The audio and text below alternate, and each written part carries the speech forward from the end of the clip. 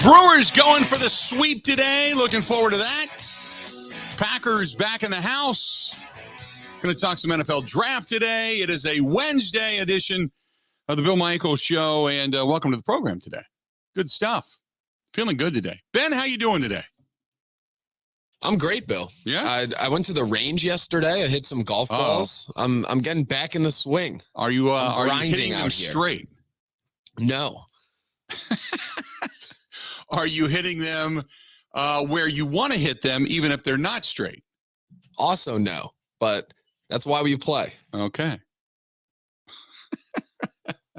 All right. Well, hey, as long as you're working on the game and you're honest about it, I guess you're good to go. Hey, got a couple of things today regarding the Brewers. Brewers back at it again today. Brewers get a win last night. Nice win last night. Here's one of the questions that I have, and this is Christian Yelich hits the grand slam. We're all giddy. All is right with the world. And last night's game, in many different ways, was solid. We all know that. The Brewers get a win. Everybody walks out of there pretty joyous and feeling happy about things. It's a 5-2 game. Corbin Burns, the only one he gave up, by the way, the only run he gave up, Vogelbach went yard, and that was a mammoth shot by Vogelbach. He just left one in the zone, and he went down and got it. However, Christian Yelich last night, 2 strikeouts, 0 for 4. So after all the joy that was taking place the day prior, last night goes 0 for 4. I started to get people, and I talked a little bit about this morning. I do my Wednesday hit on WKTY in La Crosse, but I was talking about this morning.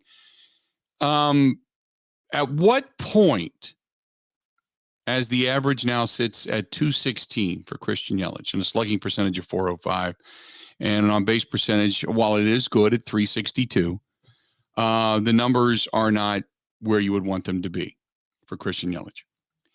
So at what point do you look at Christian Yelich sitting here in 2022 with an OPS of 767? Would you say you might start thinking about moving him down in the lineup? Now, I said it's still too early. Some people disagree with me. I say he's 37 at-bats. It's far too early for 37 at-bats to say, holy mackerel, you can't start worrying about Christian Yelich right now. There's so many other things going on.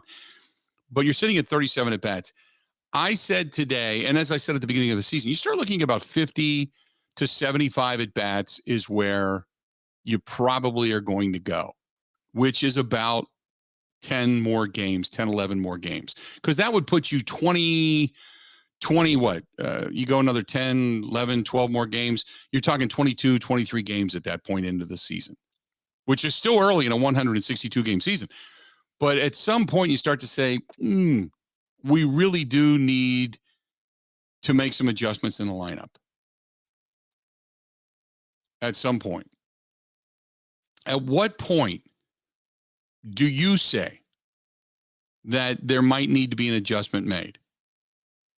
And I know people think that I'm mad at Christian Yelich or hate Christian Yelich. It's not true. What I worry about is the team's winning. So winning cures everything. No doubt about that. Right now, the team is winning. The team is right where they want to be. They're a half game behind the Cardinals. They've won 3 straight. They're 7-5, 2 games over 500. They get a win today. They're 3 games over 500. They're off on a road trip. Okay, the world is wonderful. But at what point do you say, you got to do kind of what's best for the team? At what point do you do that? At what point do you look into that? They head off to Philadelphia for a 3-game series over the weekend. They're off tomorrow, by the way. The only off day of the month, off tomorrow, into Philadelphia for a 3-game series, and then they jet back home. They play 1 game. These are some of the makeup games now. 1 game against San Francisco before flying back out to Pittsburgh, and then back home to take on the dreaded Chicago Cubs, as this will be Chicago's first trip into American Family Field this season before they get an off day, and then they get 3 against Cincinnati, and Cincinnati is awful.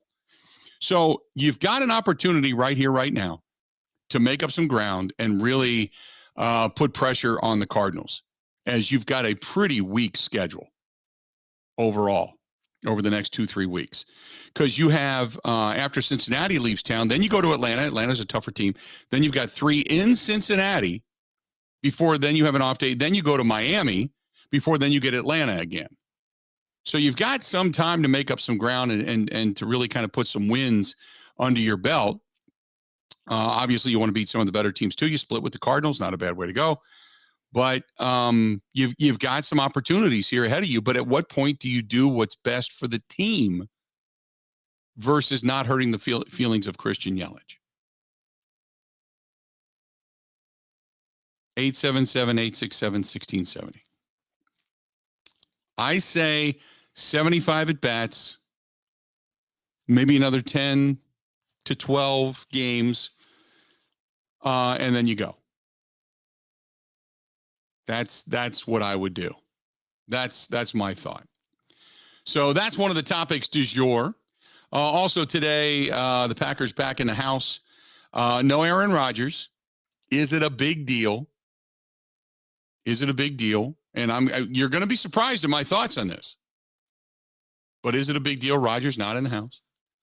A lot of people chiming in on many different things today. If you want to get a hold of the program, you can do so on Twitter at Bill_Michaels, at Bill_Michaels. If you want to get a hold of Ben Kenny, it's Ben Z Kenny on Twitter at Ben Z Kenny. Oh, there we go. So I wanted to make sure we got that in. See, for a year now, I've had this placard on the wall just above the camera. So I'm looking into the camera on the Bud Light live stream, and I say, here you go. And people think, my God, he just knows it. And I do pretty much off the top of my head. But it's written right above it, so I can see it. Well, yesterday, Ben, after I got off the air, I had a lot of work to do and had meetings and such, and I sat down and I said, this is all the things that I've had on my list, all the paperwork. And putting Ben Z Kenny on the Twitter announcement was one of the things I wanted to do. You're now official. You're on the Twitter announcement. So it's a beautiful day, Bill. There you go. There you go. At Ben Z Kenny. The more followers, the better. You can follow us on the Facebook fan page. Go to facebook.com/The Bill Michaels Show. You can find us on YouTube. Go to YouTube. Subscribe there for free, which we gained another 10 subscribers in the last 2 days, which is awesome. Albeit, we're not approaching, Pat McAfee numbers by any stretch of the imagination. We're just over a couple of thousand, but I'll take it. So we're getting right around 2,250 subscribers that watch us almost on a daily over on YouTube. But you can find us on YouTube. Go to youtube.com. You can subscribe for free. youtube.com/Bill Michaels Show. 3 words, put them all together. You can find us on Twitch TV. If you want to download the app, you can also find us via the old-fashioned way. Email thebillmichaels@gmail.com. That's thebillmichaels@gmail.com. And then there's Spotify, iTunes, and the Google Podcasts. You can find the podcast of the show on all of those venues as well. It's that simple. Good stuff. By the way, I want to remind you, coming up a week from tomorrow, we are going to have the NFL Draft Show. The only place you're going to want to turn, I am going to be here in studio. Ben Kenny in studio. All the announcements of all the picks live from the podium. And then we're going to have Mike Clemens. He's underneath. He's currently tunneling his way underneath the war room at Lambeau Field. I don't know where Mike is. I don't know what kind of a closet he hangs out in. I don't know if he dresses as a janitor, but Mike tends to get the scuttle. And all that information is right here and only right here on the Bill Michaels Sports Talk Network. So we've got all of that coming up on draft night. We'll have other guests as well as the Packers. It counts down to the Packers' 2 picks and what they may do with them in the first round of the NFL draft. But it all starts next Thursday, 7 o'clock, when the commissioner officially walks to the podium and says, hey, we here. How we looking? And that's when the NFL draft starts. So get ready for that. 877-867-1670, 877-867-1670. And that, by the way, airs immediately after Kenny and Halpern. Correct me if I'm wrong, Ben Kenny. Correct. There you go. Big day on this end of the state. Bill, it's also you're gonna hear my live reaction to the Eagles trading back to select another backup left guard. Really? Okay. Well, we're looking forward to that too. I'll wear sweatpants that day just in case they get tight at an inopportune moment. Just so you know. Oh, God, so much to talk about today. We got good stuff all day today. We're going to get into the NFL draft a little bit. Going to talk some Brewers baseball. Going to talk some Packers football, all that kind of good stuff. All coming up today on the program. Pro Football Focus's Seth Galina is going to join us today. Talk with him about the NFL draft and about the Packers' place in it. That's coming up, and then whatever else we have. By the way, speaking of other things, Randall Cobb, Devondre Campbell, Preston Smith, Pat O'Donnell, all supposed today to be talking to the media today. We got a bunch of postseason or a bunch of podium stuff today, so all that's coming up. So you may hear from everybody. Who knows? Who knows? How many boos? That's a great point, Steve. The commissioner traditionally gets booed anyway. All right. But since the commissioner and the NFL released the paperwork on John Gruden last year, basically in an attempt in some way, shape, or form to not only get rid of John Gruden, but they really kind of torpedoed the Las Vegas Raiders season. And so much has gone on with Stephen Ross being called out, with the Washington Commanders scandal, Jimmy Haslam now being called out, owners tanking games, hiding money, lying, sexual harassment, Jerry Jones paying a paternity suit when he says it's not his kid, but he's giving the girl $3 million for what? All of this going on. And then they're going to convene in Vegas, and the commissioner's going to go to the podium. What are the boos going to be like for Commissioner Roger Goodell? How bad? There's booing to boo, and he walks out and he smiles about it. He's like, "Come on, you can do better." You know, he plays with it. But this year, the boos are going to have a vitriol because of all the negativity, all the things that have gone on this offseason that have just made the NFL look bad. How loud will the boos be raining down upon the NFL commissioner? And, you know, in the NFL's eyes, and in many eyes, any news is good news. Anytime you're in the media, that's good news. It's keeping your name out there. But I got to think that some of the things that have gone on, specifically with the House subcommittee, I got to think that some of the boos are going to have some real juice to them. Merlin says, if Deebo Samuel doesn't play for the 49ers, should the Packers go after him? There's no way he's not playing for the 49ers. Merlin, to answer your question, yeah, they should go after him because he would fit their system for everything that the Packers do, for all the motion, all the movement, coming out of that Shanahan type of offense. Hell yes, I'd go after him in a heartbeat. But there is no way in hell Deebo Samuel is not playing for anybody but the 49ers. No way. No way. He's not. They would be staunchly out of their freaking mind if they let Deebo Samuel go. Absolutely. This portion of the program, as all of the Bill Michaels Show, brought to you by our friends over there at Bud Light, the official beer sponsor of the Bill Michaels Sports Talk Network. And don't forget Budweiser, the official beer sponsor of Major League Baseball, as the season is now in full swing. Thanks to our friends at Bud Light. We got some announcements coming up relatively soon here in the next week or so regarding not only Bud Light, but their support of the Big Units poker run. This is our 15th anniversary this year for the motorcycle ride benefiting Fisher House, Wisconsin. Our 15th anniversary. And every year we try to say, what can we do to make it bigger and better for the motorcycle ride for Fisher House, Wisconsin, and for the veterans and the military members and their families. I think we've got some things in the work that will make it at least accentuate it. But this year, we hope to have our biggest ever. Last year, 767 motorcyclists and then additional people on the back joined us. And this year, we are looking to make it as big as possible. But some of the things that we're doing, we're really trying to give you that goosebump moment. And I think we're getting a lot of help from a lot of people to make it succeed. So we've got some really cool announcements coming up. Budweiser obviously plays a big part of this every year. This is their 15th. This is their 21st year in conjunction with us in sponsorship, but also it is their 15th year from the very beginning with us in sponsoring this motorcycle ride. And this year we've got a couple of extra sponsors that have come on and wanted to be a part of it. And we'll make some announcements coming up soon. I promise you, but everything is really, really, really exciting. So I'm very proud of that. Stay tuned. We got a lot more of the Bill Michaels Show coming up after this. This is the Bill Michaels Show on the Wisconsin Sports Zone Radio Network. The NASCAR Series returns. Secure your tickets to see the big guns roar around the road course in Elkhart Lake, Wisconsin. For all the racing information, go to roadamerica.com. That is roadamerica.com.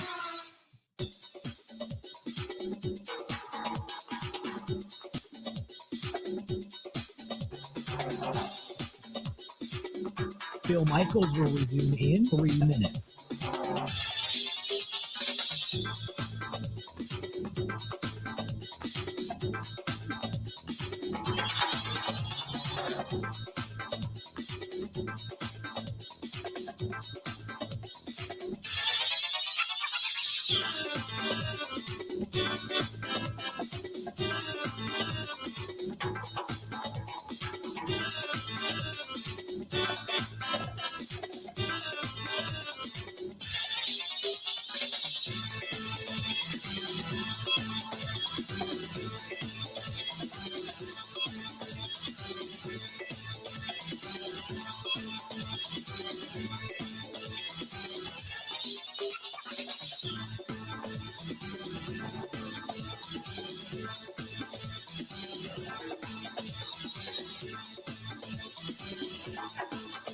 Bill Michaels will resume in 2 minutes.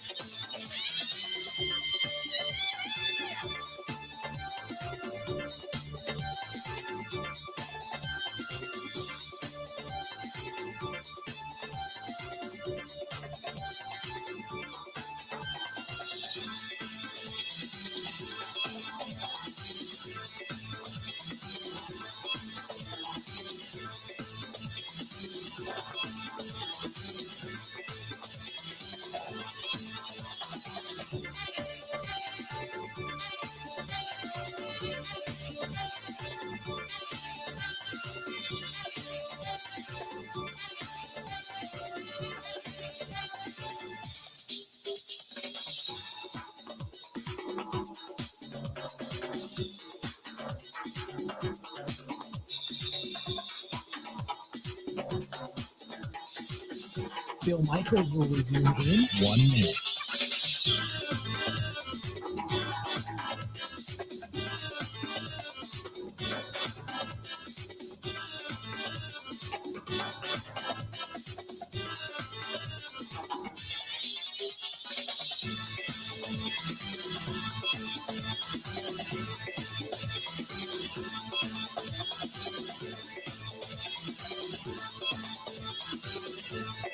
Bill Michaels will resume in 30 seconds.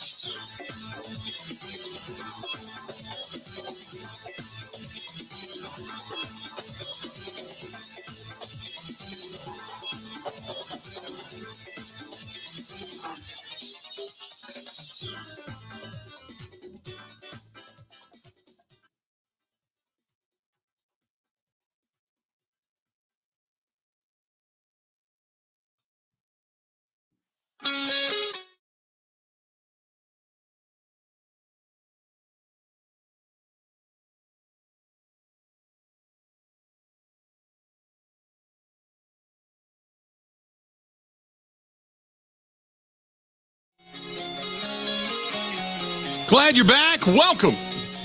Bill Michaels Show. Continuing on, this portion of the program, by the way, brought to you by our friends at Wisconsin Harley Davidson. Go to wishd.com. That is wishd.com. Really good point. Brandon says, correct me if I'm wrong, but isn't the NFL commissioner's job to protect the NFL in the integrity? No. The NFL commissioner's job is to work for the owners. He can talk about protecting the shield, but really he's elected by the owners to govern the sport, to try to do what's right, But ultimately, it comes down to the money of the owners. That's what it comes down to. So, no. I mean, in a perfect world, yes. But no, his job, it's to cater to what the owners want. It's you try to do what's right, but if you receive so much blowback from the owners that they can then hold your job above your head, it is what it is. Then no, you're doing what's right for your job. And making $40 million a year and having access to private planes and houses and islands and all that stuff. Yeah, it's a demanding job, but if I was getting paid $40 million a year, you certainly wouldn't want to bite off the hand that's been feeding you. Then again, he's got more money than he'll ever know what to do with. The guy that's made the most money in the NFL, it's not Aaron Rodgers. It's not Darrelle Revis. It's not Tom Brady. It's none of those cats. The guy that's made the most money in the NFL is the owner. It's the owner. When every team pays you, $1.2 million a year? Every team in the NFL pays him $1.2 million a year. And there's 32 teams. Do the math. $40 million a year is about what he's getting. And he's been getting it for a long time. Think about how many years he's been in the league. Yeah, his future is safe. So at some point you can kind of say, you know what? Get rid of me. Go ahead. I've got money. I'll go ahead and get out of here. But yeah, it's his job is to take care of the owners the best he can. Now, you want to govern the sport. You want to try to do what's right. You want to try to protect the TV. His job, in essence, though, is to not only protect the owners, but his job is to grow the sport. You are the person that's in charge of putting together the departments. The owners own the business. He is the general manager of the business. And he is the guy that's putting together the television packages, the radio packages, the media marketing packages, nationally, working with teams individually, locally, growing the sport, getting new stadiums, getting certain things passed for municipalities, all of that stuff. He's in charge of all of that. So the owners own the business, and he is merely the general manager of the business. That's what it is. You work for the owners. And trying to keep the employees happy, which are the players who have a union, is what Roger Goodell tries to do. Tries to keep the union in line so the owners can make more and more and more money, and they can keep the sport relevant, viable, and on top. And right now, for as much as we hate Roger Goodell in so many different facets, he has done ultimately a very good job. I know we hate him, in many ways, but Roger Goodell has been a very good steward of the game. And you can say, no, he hasn't because of all the issues, but yes, he has, because the sport is not just number one. It's number one by a far. People are throwing money at you to be a part of it. And if people decide to bail because of conscience, he says, okay, sorry to see you go. Next. And then the next one steps up, and then the next one comes by with more money. They don't care. They don't care. Until this sport takes such a black eye that it begins to falter in revenue, they don't care. They took a hit, obviously, because of COVID, and they handled it the best they could. But he forged forward. He said, we will not be stopped, not even by a global pandemic. And damned if they didn't. We didn't lose anything. We were still watching football on Sundays. They are the one. The NFL is the one that trudged forward. That everybody else shut things down.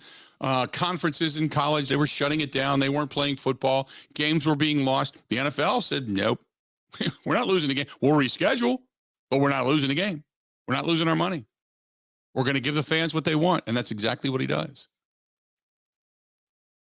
He can be an SOB. But if he was working for me, I'd love it because he makes you money. But he's also the target. He's also the guy everybody loves to hate. 877-867-1670, 877-867-1670. If you want to find us, please feel free to go ahead and do so. But that's a great question. It's a great point. Really weird, completely off the beaten path. This is from Andy, who says, what the hell are they doing with the old 300 club? Andrew, I don't know. I don't know what they're going to do with that. Some things have changed down in American Family Field, but I don't know what they're going to do with that. Right now, it sits vacant. I know that they've talked about Mark Antanasio, I think, said it on opening day, that they are close to naming the restaurant to be named later. So my assumption is that either midway or after this season, there is a new restaurant of some type, whether it's a chain or something else, that's going to be going into the stadium. I don't know what as of right now. I don't know what that's going to be. But the 300 Club, which is the one that's up behind the glass, which used to be the fine dining area, you used to have to get a pass to go there. You were invited because you had either a contact or a sponsor, or you paid for it. It was some money, but you could pay to go there and sit in one of the seats in that 3-tiered level seating area and go and watch a game sitting at a table. They rolled the tables once an hour, and you could do that. You could make a reservation to go sit in the 300 Club, have dinner, and watch the game. But that was a ton of wasted space. I got to think that will become some type of suite. Something like that. I got to think that that's going to be what it is before it's all said and done. But I don't know. That's a great question. It's a great question. I don't know what they're going to do with that. If somebody else knows, or maybe something's been stated, let me know. But I don't know. I don't know what that's going to be. 877-867-1670, 877-867-1670.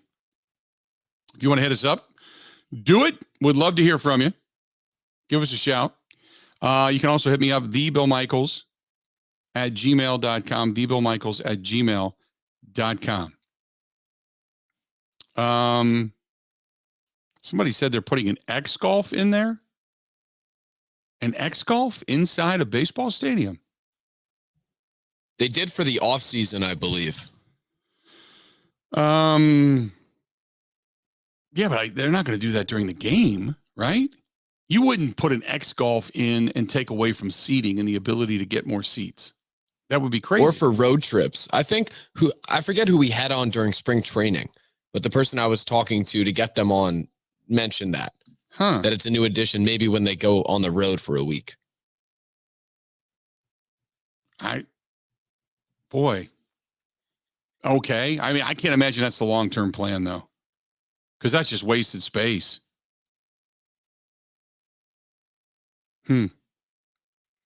Interesting. Well, if they're going to do an X Golf in there, so be it. X Golf America and Milwaukee Brewers announced the partnership for the state-of-the-art indoor venue at American Family Field. Okay. My question is, though, is that going to be the long-term 11,000 square foot facility? And it's going to be open year-round. Okay.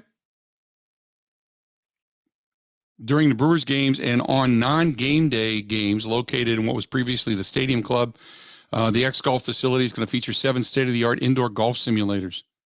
Okay. All right. X Golf going into a baseball stadium. I just wonder if that's the best utilization. I can't imagine that's a long-term plan. I can't. Can't imagine that's a long-term plan. But, hey, it's different. Kudos to them. Throw anything at the wall and see how it sticks. I got to imagine that it's a year-to-year lease. Unless it's maybe a 2-year lease, but that's about the extent of it. Stay tuned. We got more of the Bill Michaels Show coming up after this. Covering Wisconsin sports like a blanket. This is the Bill Michaels Show on the Wisconsin Sports Zone Radio Network. Buy more, save more with a patio door. Wait, what? Right now, at Pella Windows and Doors of Wisconsin, the more windows you buy, the more you'll be saving by adding a patio door. Miss Della from Pella? Please, call me Gina. Okay, Gina Della from Pella? Like, I was told there'd be no map. Like, that's okay. Pella Windows and Doors of Wisconsin makes it easy. Now through April 30th, when you buy 3 Pella windows, you'll save $500 when you add a patio door. Buy 6, save $1,000 with a patio door. Buy a dozen Pella windows, save $2,000 when you... Add a patio door? Correct. And along with 6 full lines of windows, traditional to contemporary, Pella of Wisconsin has financing to fit most any budget. Awesome. Buy more, save more with a patio door, but only through April 30th. Set your free consultation today at PellaWI.com. Certain restrictions apply. See showroom for details.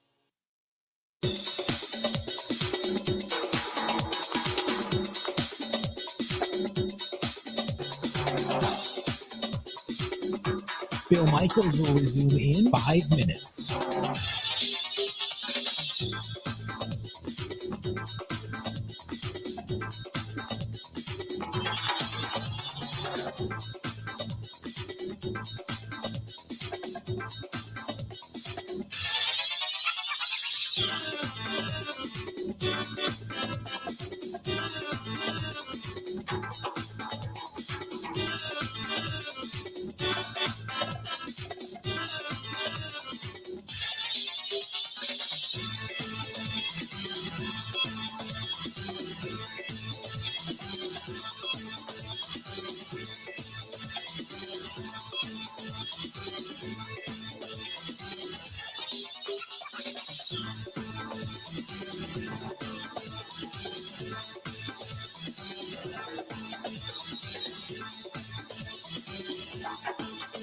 Bill Michaels will resume in 4 minutes.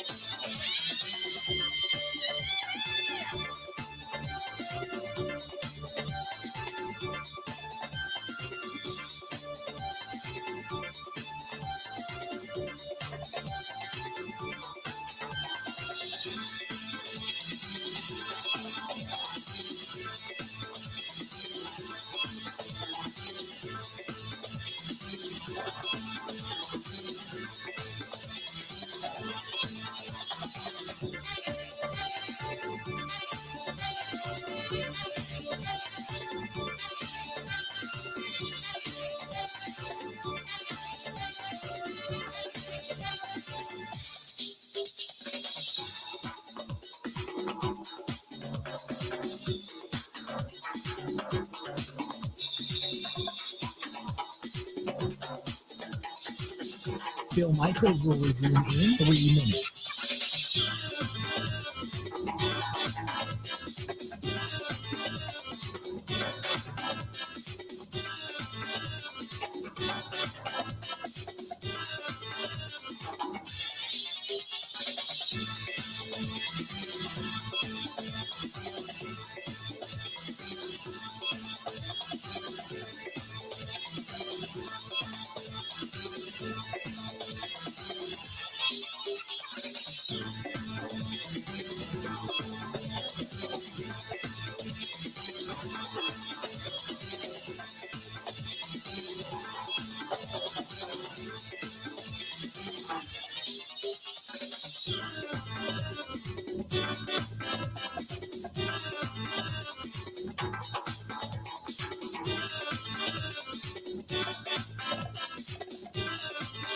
Bill Michaels will resume in 2 minutes.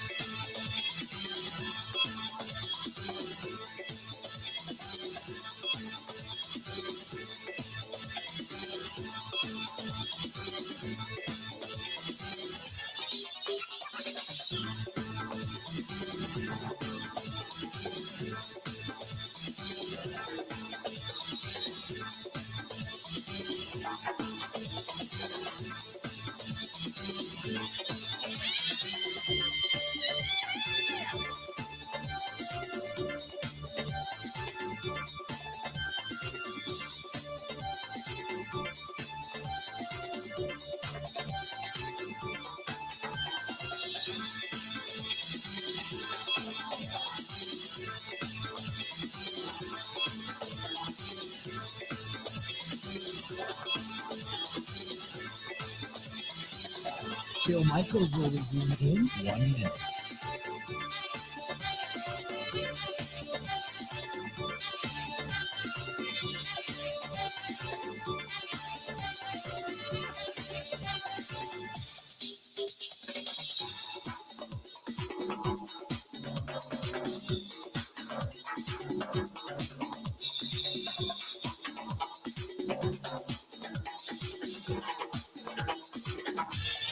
Bill Michaels will resume in 30 seconds.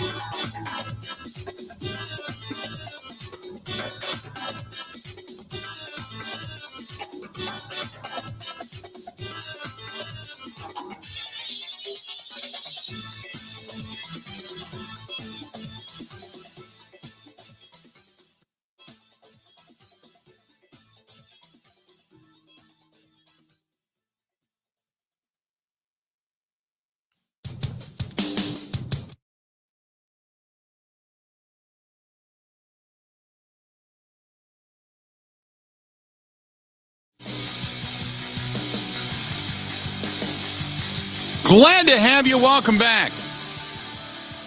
Hey, don't forget about our friends at Kunis RV. Go to kunisrv.com. That is Kunis, Kunes. KunisRV.com. And they continue to grow all throughout the great state of Wisconsin. Jayco, Alliance, Coachman, Dutchman, Forest Rivers are beautiful, beautiful RVs. Whether it's a motorhome, a fifth wheel, a camper van, traveler trailer, Kunis RV, they got you covered. Check them out. They have locations all throughout the state. And right now, they're still getting you good interest rates before the interest rates take a hike again. So now's the time to start thinking about your summer travel. And if you have one you want to trade in, no problem. And they also offer consignment as well. And in rentals, don't forget about rentals. If you don't want to own it, rent it. They have a certain limited amount of rentals as well. Go to Kunis, Kunes, KunisRV.com. That is KunisRV.com, and see for yourself what it is they do, because they can do a lot of things for you, depending on what part of the state you're in. And if they don't have something on their lot in your particular, say you're in Sheboygan, and they don't have it there, but you want something specific, they might have it in Elkhorn, or have it in Green Bay, or have it out in Madison. So plenty of different places to go to, and a lot of big buying power they have. So go to KunisRV.com. That is Kunis, Kunes, KunisRV.com. So I got some emails here I wanted to get to. First and foremost, we were talking about the commissioner before. Paul says, you're absolutely right what his job is. But here's the kicker that you haven't mentioned yet in that discussion. If there was punishment to be handed down to an owner, it would be at least initiated by his office. What do you do about Dan Snyder and the Miami Dolphins owner who paid to throw games? The courts are going to be involved, but the punishment from the NFL should be a separate thing. So there is where the conflict resides, Paul in Menasha. Paul, you are 100% correct. It is, with everything that's gone on, the silence from the commissioner's office is deafening. I mean, they're still waiting in Cleveland to find out what's going to happen to Deshaun Watson. They don't even know if he's going to play. I mean, for all intents and purposes, they had their workouts. Their workouts began yesterday. So Deshaun Watson, Baker Mayfield's not there. He doesn't expect to be back with Cleveland. And Deshaun Watson is there with his guys. But yet you don't even know if Deshaun Watson's going to be playing for you.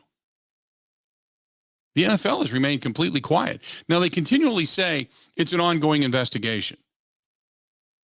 I understand that. But you have to have a comment. Nothing being said about what's going on behind closed doors regarding the Washington Commanders. Nothing being said. What you would like to have the commissioner do is step to a microphone and say, we understand there's a lot of things going on. This is the State of the Union in regards to many of the things that are circulating right now regarding the NFL. We're investigating the Miami Dolphins to see if indeed there was any improprieties, as some of the allegations have been levied against them, and specifically their owner, Stephen Ross. We are watching carefully the Washington Commanders in the investigation via the House subcommittee. We want to fully cooperate. See, that's the part of that whole discussion that came out of that 20-page review that went off to the House subcommittee, is that there's an ongoing investigation. And in that specifically was stated the NFL is not cooperating. You want to know why? Why are you not cooperating? Even if he says, well, I can't talk about it at this point in time. We have certain things that we try to protect. Granted, maybe going to the podium might not be the best look for the NFL, but you got to say something. You've been accused of blocking an investigation into a sexually hostile environment, an owner cooking the books, and now another owner being accused of throwing games. You know? You got to say something. Packer fan says the NFL has said a lot by allowing the trade and the gigantic contract. Jimmy Haslam ain't making that deal without talking to Roger Goodell and getting assurances that Watson won't be suspended for the entire year. No. My assumption is he's going to get at least 6 games. But I don't necessarily believe that Jimmy Haslam is a favorite of the NFL. He has been problematic pretty much since he took it over, and giving the NFL a seemingly black eye in regards to when the pilot and the flying, or was it pilot or the Flying J, his company that he owned got sued, and that whole deal, I was really surprised the NFL didn't make more of a stink about.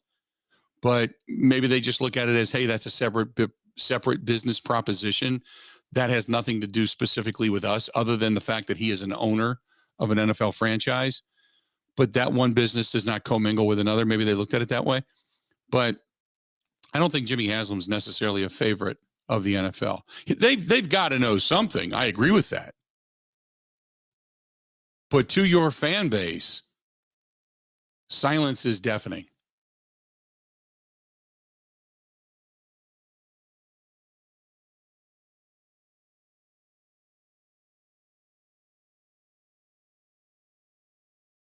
No, I don't buy that for a minute. 877-867-1670.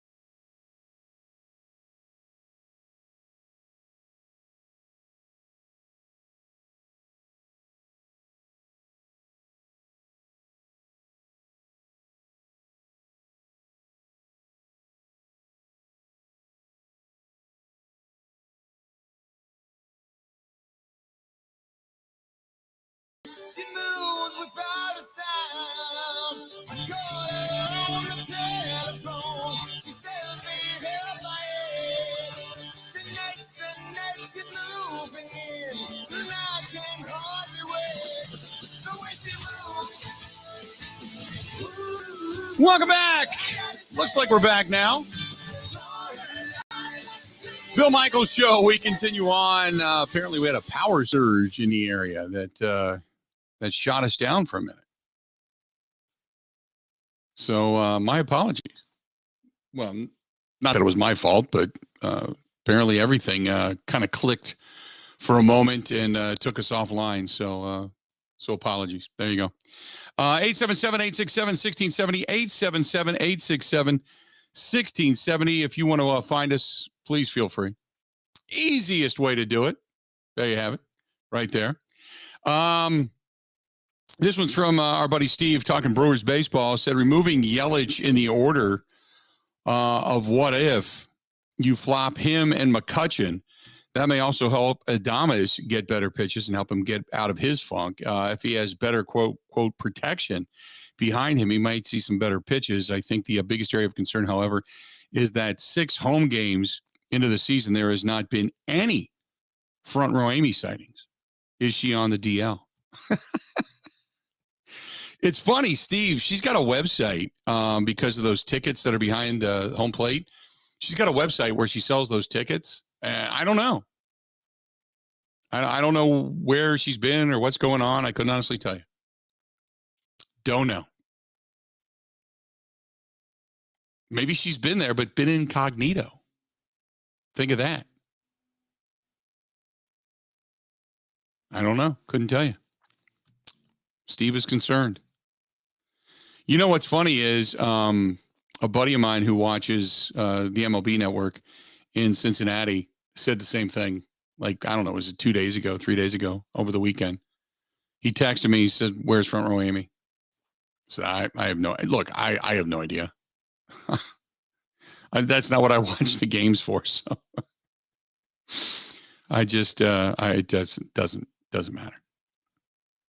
This is from our buddy Joe. Joe said, listen every day. Going to be running at Slinger this weekend. Joe, I know. Congratulations. Looking forward to another great year of racing out at Slinger Speedway. He says, you're going to make it out to any races, and we're going to run a few out at La Crosse Motor Speedway as well. You're going to make it out there. With the schedule being what it is, this is a lame-ass excuse. I'll be perfectly honest with you. Okay? You're about to hear what I would consider to be lame, self-serving crap. The schedule is nuts again this year. I'm penciling things in as we speak. And you hate to make it sound like you're in demand, but you're in demand. So, yes, to answer your question, I do want to take some time. And I want to be able to enjoy some things this year. And getting out to see you guys run at Slinger, to see guys run at La Crosse Motor Speedway, absolutely. I want to get out and do that. My biggest concern is I'm still right now working on getting a truck. I'm working. I'm working on getting a truck. It's one of those times of year where I see the interest rates are going up, gas prices are going up, inflation is crazy. But right now, what the dealers are selling the trucks for, if you buy them now, unless you find a really good, honest, reputable dealer, you're getting gouged. And if I want to trade this thing in 3 years to be able to get out of it, I'm not going to be able to do that because they're charging $10,000 over what it's worth. So I've been really cautious, but I'm starting to get antsy because I want to get to the point where I can get a truck. I want to tow the motorcycle. I want to have the RV available, all that stuff. And to get out and see things this year, you bet. Starting in May, our schedule in May, we're gonna start getting out and about. We got a new sponsor coming on board. Our friends, got to say hi to our friends at the Forge Fire Winery up in Marinette, Wisconsin. Oh, we've been talking about wine all this time. The wine collection is continuing. You know what I should do tonight? Maybe what I'll do is I'll do a little Facebook Live down in the bar. What do you think? Show you the wine collection? Because it's been growing. Not that I'm a connoisseur of things, but I'm really trying to pay attention to this. So we got a winery that came on, Forge Fire. So hi to the gang up there listening to us right now inside the production facility at Forge Fire Winery. So we're going to try to travel there. We're going to get back up to Menominee, Marinette area. I'd love to go back for the M&M game up there, the high school football game. I would love to get back out to lacrosse. I want to get out there on a weekend to get out to Lacrosse Motor Speedway. My biggest thing, though, I want to do is to be able to ride. So even if I got to tow the motorcycle out there, I want to then pull it out of the trailer and go ride. Beautiful areas out there, but I want to go ride. I want to ride around. I want to see as much of the state of Wisconsin as I possibly can. I want to be able to pack up, throw some stuff in the motorcycle, and go. And this is the first year, sadly, that I don't have Mickey and Elmo. Coming up next week, as a matter of fact, it'll be 1 year since Mickey passed away. And I don't have them anymore. So I do have that ability to throw some clothes and a shaving kit into the motorcycle and go. But when we travel, obviously, all this equipment has to go with me. So I got to figure out a way to get this stuff to go with me or to ship it or whatever. But I want to be able to travel around the state on the motorcycle and do the radio show. So yes, I want to get out and go to some of these motors. It's a very long story to basically say, yes, I want to get out there. I just got to get it on my schedule, you know?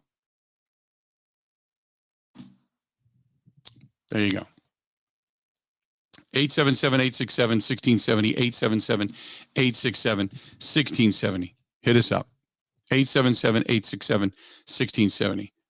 By the way, it's Forgotten Fire Winery, not Forge Fire Winery. Forgotten Fire Winery. Good people. Great people. Good stuff. For Chris and Melissa and everybody up there, we can't wait to be a part of that. I can't wait up to, you know what? During the commercials, I'll get it right. I promise you. I'm doing this off the cuff. 877-867-1670. If you want to find us, please feel free to do so. We're going to talk some NFL draft coming up. By the way, don't forget the Packers back at Lambeau, back in the facility today. We're going to hear from some of the guys that are up there as they should be taking to the podium a little bit later on today. So we're going to get into that. Going to hear from some of those guys coming up in a little bit. And when they get to the podium, we will go to the podium. We're going to talk with Seth Galina, Pro Football Focus, in about an hour and 5 minutes from now. We're going to talk with him about the NFL draft and start to break down, really take a good hard look at some of the positions that the Packers will need, what may be there in the later rounds. We'll get into that discussion as well. So hang in there for all of that. Brewers playing today. Don't forget, on many of these same stations, you might get Brewers baseball. If you want to stay in touch with the program, say you're going to turn on the TV, but you want to listen to us, don't forget there's 3 or 4 good ways to do this, okay? First and foremost, always the Zone app out of Madison. The Zone, Madison, W-O-Z-N, the Zone. Go to the Zone, Madison, W-O-Z-N, download the app, and you can listen to us all the time. Secondly, you can always find us over on the stream, which is on your computer. If you want to go to thebillmichaels.com, that is thebillmichaels.com. Thebillmichaels.com, you can find us there.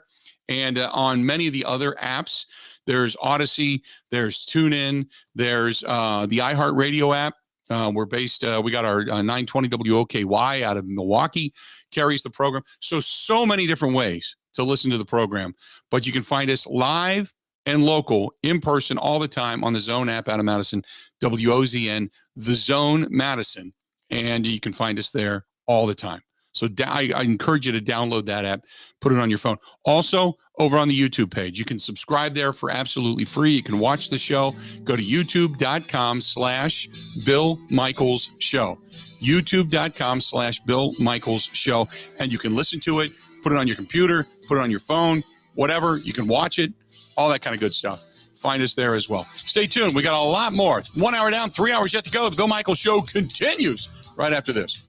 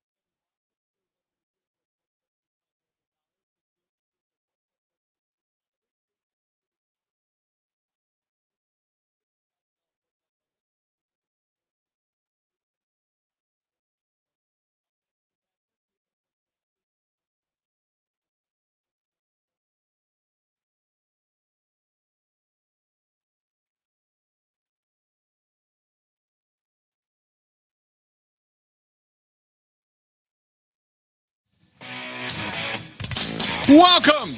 Hour number 2 of the Bill Michaels Show. And to all of you coming onto the network now, glad you're with us. Bucks back in action tonight, taking on the Chicago Bulls. I got the Bucks in the over.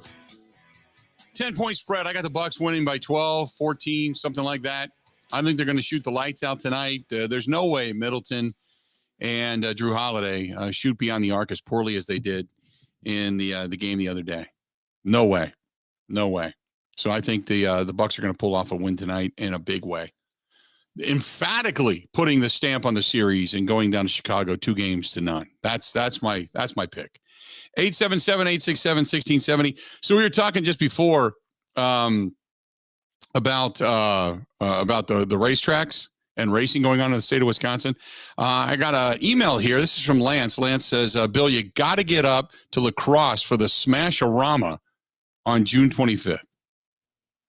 The Smash-A-Rama, I was there years ago for that. They had some races, and then they run the monster trucks, and then they ran these, I think it was the boat races where they like drag boats or something behind them and they smash them all up, and it's pretty funny. But then they did a big fireworks display afterward. We went down. I can't remember the name of the bar. Help me out if you're in La Crosse. There's a bar, like a race bar down the street. And I can't remember what it was. But we went there afterwards, and there was a whole, I still got the picture. I can't remember who it was. There was some blonde girl that sat on my lap for the picture too.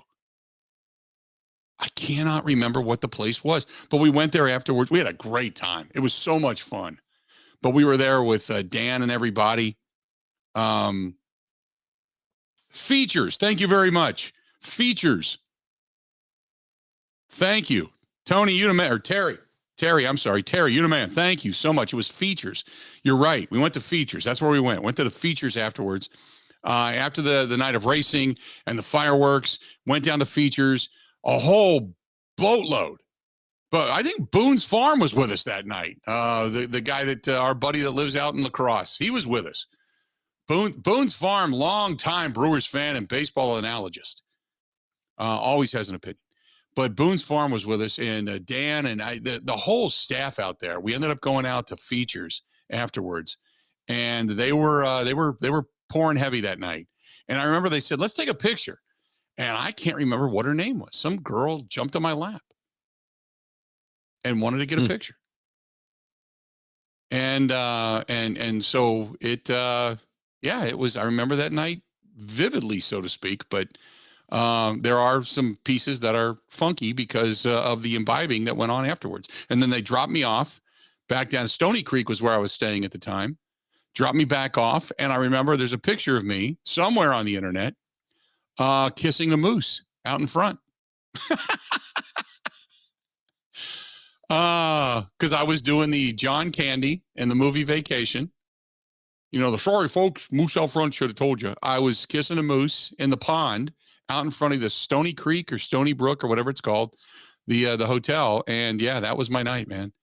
When your night goes to a local racetrack, smashing up boats, doing shots in a bar, you get dropped off at your hotel, and the last thing you do before you head upstairs to go to bed is kiss a moose. That's a night right there. I don't care who you are. That's a good night right there. Ben, we might have to take you to La Crosse with us. I want to get a picture of you riding the moose. I got to get out there. I got to go see Grant. Yes. Oh, yeah, that too. Grant Bills. Grant has a wall in front of him in his studio that he writes on.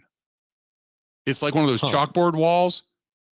Yeah, it's like the wall in all those memes where when you're disciplined and then you have to write the same sentence over and over again. Yes. Grant Bills has a wall in front of him when he's doing his show. He writes everything up on the wall. Because when I did my show out there in La Crosse for Oktoberfest last year, because remember, we had all kinds of issues setting up down at the Oktoberfest grounds because of the lack of internet. And we went into Grant Bill's studio. That's where I got to sit. I left him a few presents in his chair. He seems like a guy that has great handwriting. He is I do the old mechanical school handwriting.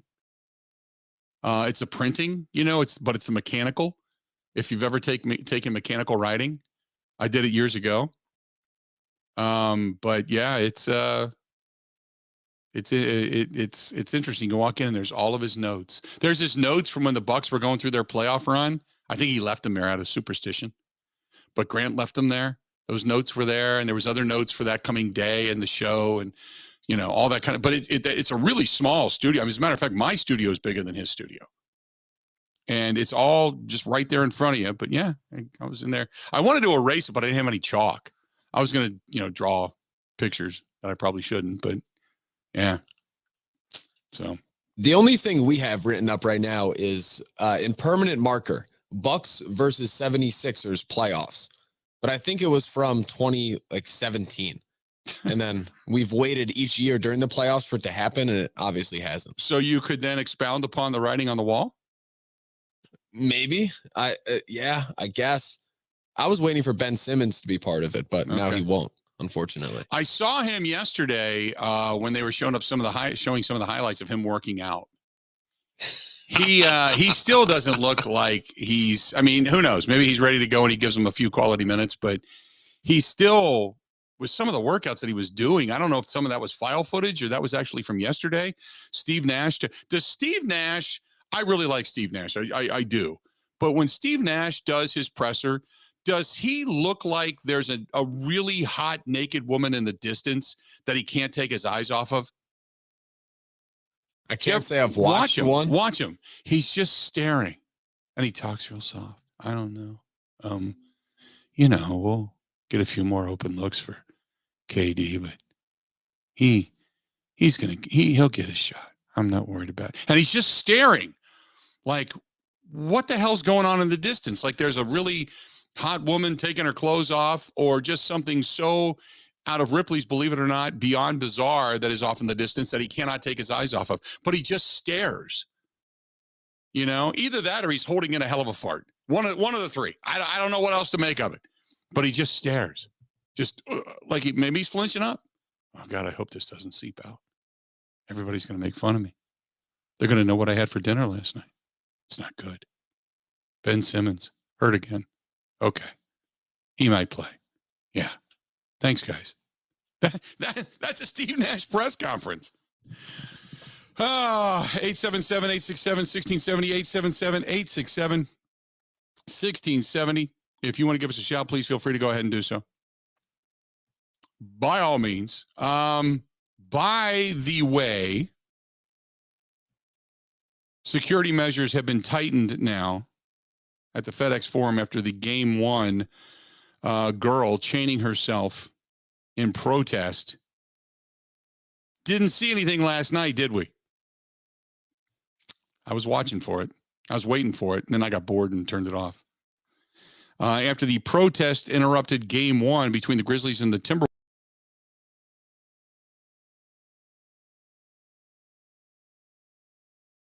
They are putting gates up around, which this is a shame. This really is. It's a shame. They're now putting up gates around the court to keep fans off of the court. And it's a shame because for two reasons. One, it really does kind of box the fans out because there's always been that free ability. So it's kind of dangerous because if a player goes plowing into the stands, it used to be you could run up the stairs, or you could run into the tunnel, or you could, flop into the front row. Now you're going to be slamming into a gate. And it's all because of the people that have been protesting themselves or protesting the owner of the Timberwolves and doing things to themselves on the court, whether it's gluing their hands to the court or chaining themselves to a stanchion, a basket stanchion, whatever it may be. But that's what it's become. So no incident last night. They're taking more security measures in Minnesota as the series now shifts back to Minneapolis. I was really looking forward to something last night. I was hoping, but nothing. 877-867-1670, 877-867-1670. Give us a shout there. Also, the NBA Finals odds at betonline.ag are on the move after Phoenix's Game 2 loss. And Devin Booker, if you were watching last night, playing defense, running to the opposite end of the floor, he basically just came down funny and immediately as he ran behind the basket and up the aisleway, grabbed the back of his leg, and now he's got a hamstring injury. So the Warriors have overtaken the Suns as the favorite to win the NBA Finals. The Suns dropped to second. The Bucks are number 3, followed by the Celtics, Heat, Nets, Grizzlies, 76ers, Jazz, Mavericks, Timberwolves, and on down. So there you go. The NBA Finals, they have changed since yesterday's game. The Warriors are now the favorite, the Suns, then the Bucks, and the Warriors are putting their stamp on damn near everything. Yeah, boy. The Warriors are plus 275, the Suns plus 315, the Bucks plus 475, and it goes on from there. But the Bucks still sitting solid at number 3. 877-867-1670, 877-867-1670. And one other note that's coming out of Green Bay is, at least as of right now, it looks like Jair is going to be playing on that 5th-year deal. By the way, the new punter, Pat O'Donnell, taken to the podium. You want to dip into that? Let's take a listen real quick. I think it's similar, right? Similar, a little colder up here. What's the key to punting well in that weather when it gets late in the season here? I think it's just managing the game, right? Just squeezing out the 40, 45, maybe hit the 50 when you can. Sometimes you're going into the wind, sometimes you're going with it. But I think it's all about managing it. You know what I mean? So get the ball as far as you can down the field, try to get it outside the numbers for the guys to cover. I think that's really important as the season progresses, to give those guys an opportunity to cover the punts. Hey, Pat, you've been around a long time. We've seen specialists come through here, and they've been established guys. When they hit free agency, they're like dome or warm weather. Did you have any of those opportunities, or even think that, maybe that's where I would want to do at this point in your career? Yeah, I had some of those opportunities in free agency, but I mean, when a franchise like this comes calling, you definitely want to play for an organization that has such a rich history here. And playing for Bisaccia, that was a huge component. And also playing with Mason Crosby, I've also obviously had a lot of games with him that I've admired him from afar, and just to see what he's done here for so long, like having an opportunity to play with him was a huge factor. Coach Bisaccia told us last week that when he first got the job in Oakland, that he wanted them to pursue you. Were you aware of that at all? Had you guys made any contact at that point back when he was getting the Raiders job? Yeah, I heard some murmurs like in free agency. Obviously, they went a different direction, but this league is crazy how we end up on the same team a couple years down the road. So as soon as I found out they were interested and having an opportunity to reconnect with Rich, it was a no-brainer for me to come up here. Hey, Pat, how well do you know Mason, and just what has that been like now, kind of getting as far as teammates now that cohesiveness? Yeah, just playing against him for the last 8 years, just seeing what he has done here. A lot of respect, obviously coming from a cold weather place, and the fact that he's been here so long is incredible. I'm actually living with Mason right now in his basement, so shout out to the Crosbys for hosting me. Building that relationship I think is really important. Doing anything off the field, whether that's golfing or him coming down to Florida with me when I do a little bit of off-season training. So I think that's really important to build that chemistry as soon as we can. How well did you know Mason before coming here? Did you guys cross paths much? Or? Just saying hi, pregame, things like that. How's the family doing? Nothing too crazy. No, I haven't had any extensive conversation with him, but now we're like best friends. So well, you're living in his basement, so that would qualify. Yeah, exactly. How'd that opportunity to live in his basement come about? Did he just call you? Or? Yeah, it's kind of a funny story. I was a PA rep for Chicago, and during the whole free agency process, we were out there, and he's obviously the rep for the team, and I knew that Green Bay was interested, and I asked a lot of questions. My wife was out there, Molly Crosby was out there, so they kind of connected. And, they made a strong push for me to come here and my family. So I'm really fortunate and happy that I actually am here. There you go. Pat O'Donnell, Packers' new punter. Let's do this. We're going to step away, take a quick break. Stay tuned. We got a whole lot more of the Bill Michaels Show. It's coming up, and it's coming up right after this. Ready? This is the Bill Michaels Show on the Wisconsin Sports Zone Radio Network. The Indy cars are running. Get your ticket to see them scream around the road course in Elkhart Lake, Wisconsin. For event information, go to roadamerica.com. That is roadamerica.com.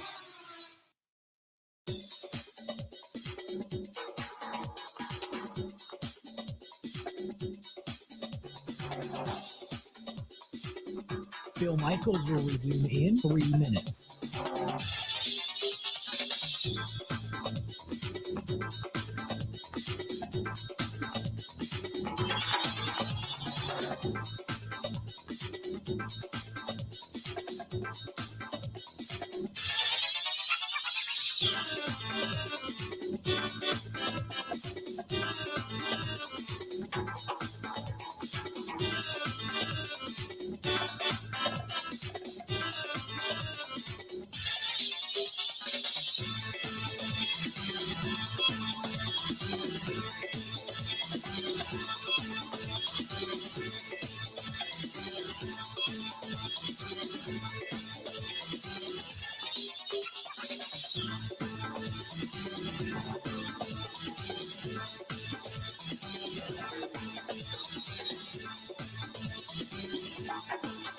Bill Michaels will resume in 2 minutes.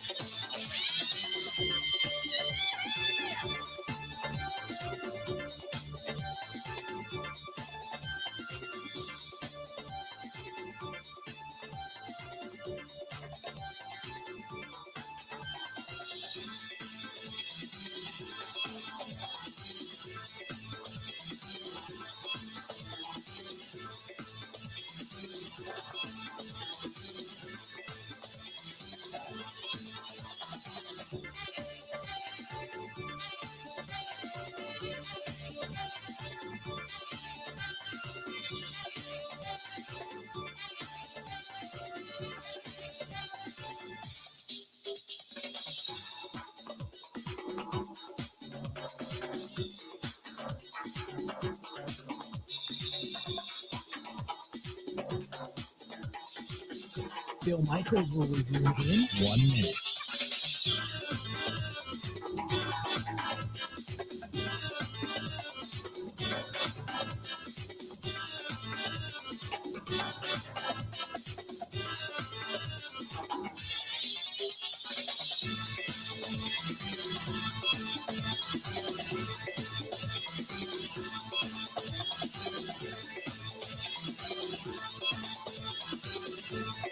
Bill Michaels will resume in 30 seconds.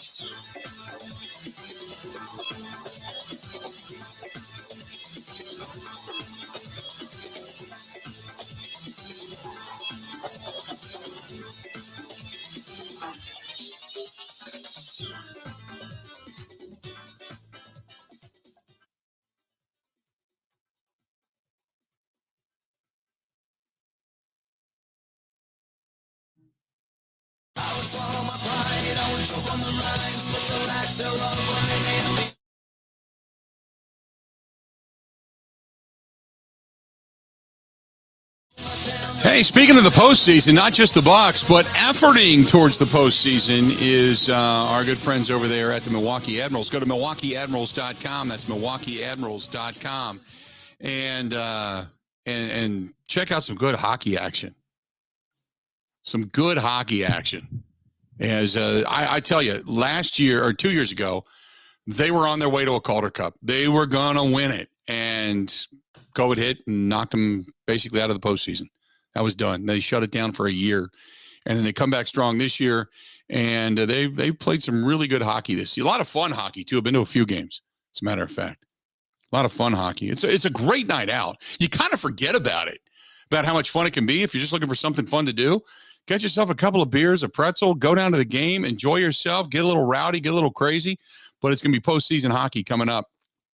So make sure that you're down there and taking it all in at the UW Panther Arena. Go to MilwaukeeAdmirals.com. That is MilwaukeeAdmirals.com. MilwaukeeAdmirals.com. We will be expecting Randall Cobb to come to the podium here in short time. And as soon as he does, we will go up to Green Bay. This just in, though. Dario Melendez reporting that Aaron Rodgers and Randall Cobb are expected to be at tonight's Bucs game, which is a little odd. Your team is going through workouts right now, and you're in town to go to a Bucs game, but you're not going to go work out with your teammates. So I wonder what the reaction will, because he's at some point look for them courtside, and at some point they're going to be on the Fiserv Forum big screen. You know it. Wonder what the reaction is going to be.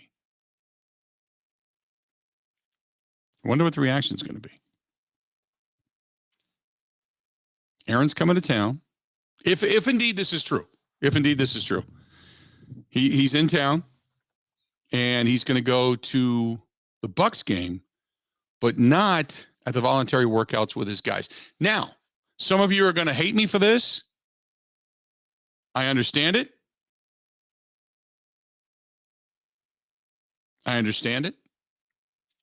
But here's my reaction to all of this.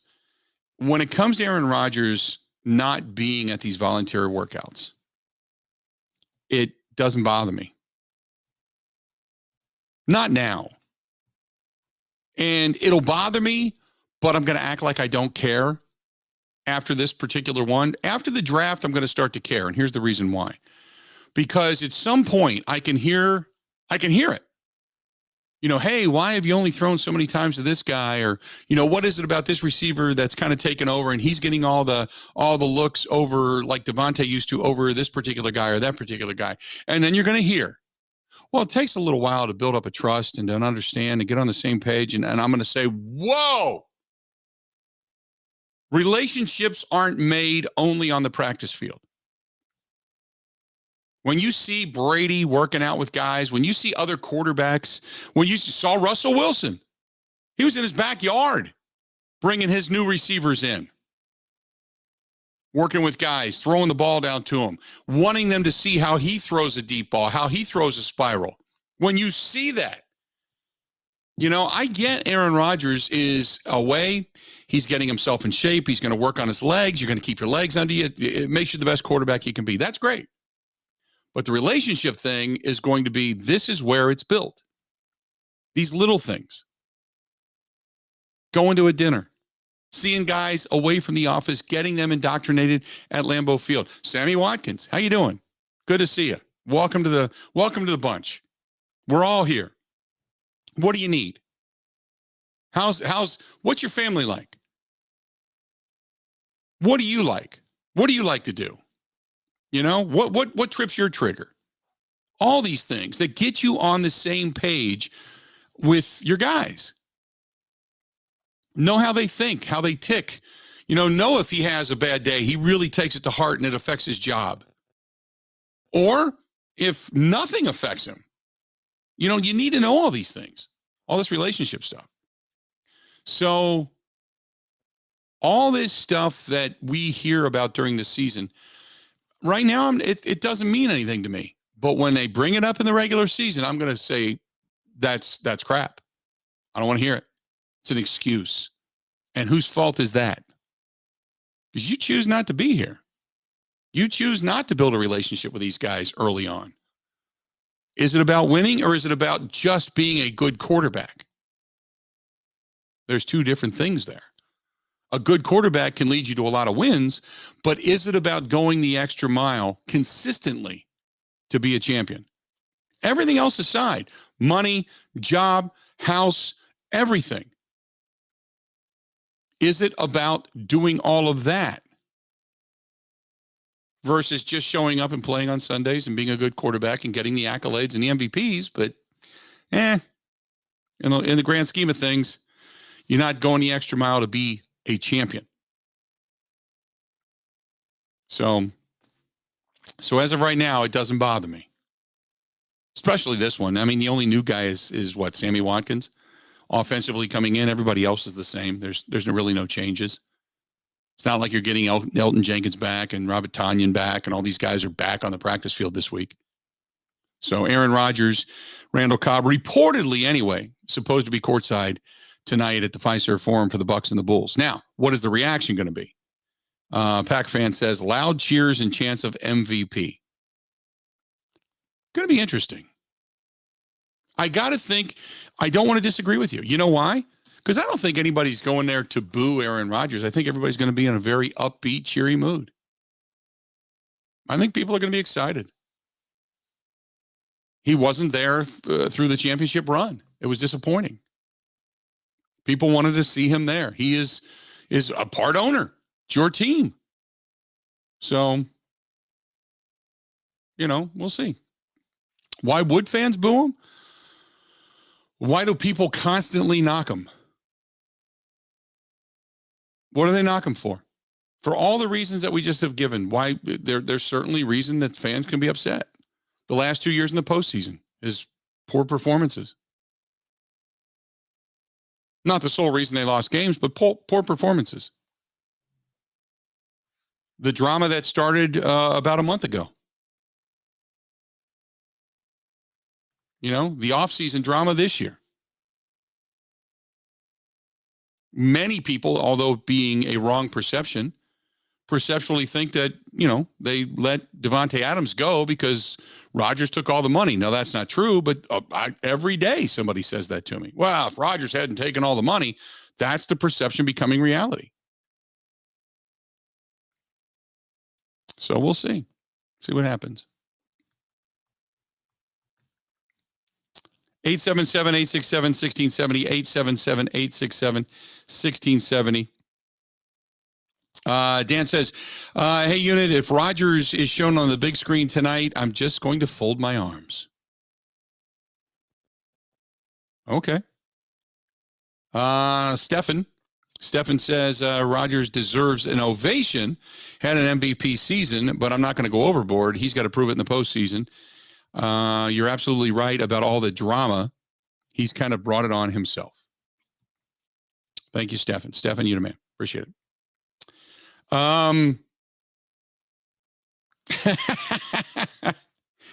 Right, Ben? Ben, our producing guy. So if he doesn't have to do a chug challenge and doesn't, come up shorthanded on the beer chug, then things will be right with the world, right? Yeah, keep the beer out of his hands, and then it'll be all cheers. Yeah. I will say, and I don't know how founded this joke is, but the Bucs transition game in game one was pretty horrible. There were a lot of passes that were wildly off target. Maybe his presence helps them finally start actually hitting people with their passes. Yeah. Well, hopefully, whatever, if indeed it becomes true, hopefully it's a great mood. Brad says the bigger question is, did Aaron Rodgers get his Bucs championship ring yet? That's a great question. Hope somebody asks him that eventually. Hey, did you get a championship ring? Can he answer to just about not showing up at all last year? I don't think anybody ever asked him the question. Not in. When you have such limited time and you're only doing Zoom, no, you don't, because you're being called upon by the Packers to ask a question. So you don't want to make the Packers mad or they won't call on you anymore. But it is an interesting story because certainly he was there when things were good and when he first bought into the team, and it was him and Bakhtiari and Christian Yelich and, pointing at each other, and things were all very jovial. It was great. It is a legitimate question. And again, I have always said, if you don't mind sucking up the accolades, then when things aren't great, you got to step forward then too. And even if you don't answer the questions, at least give something, because that's what you're there. That's what comes with the job.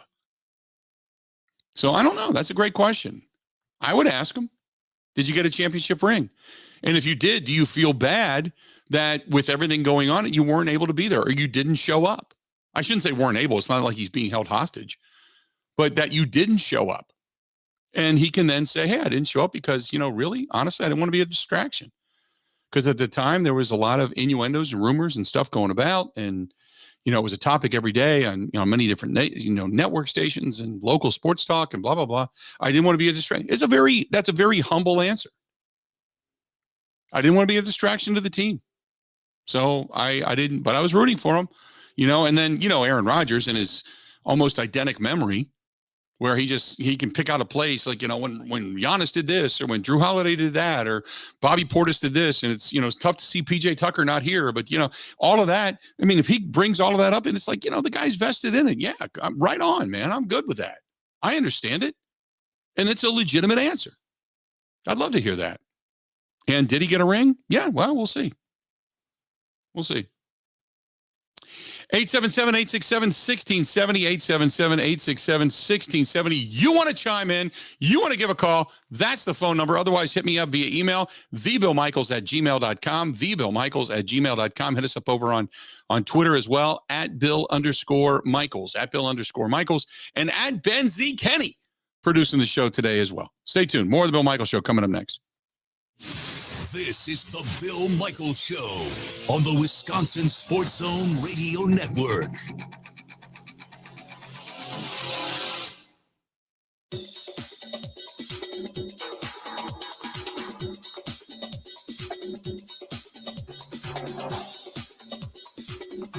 Bill Michaels will resume in 5 minutes.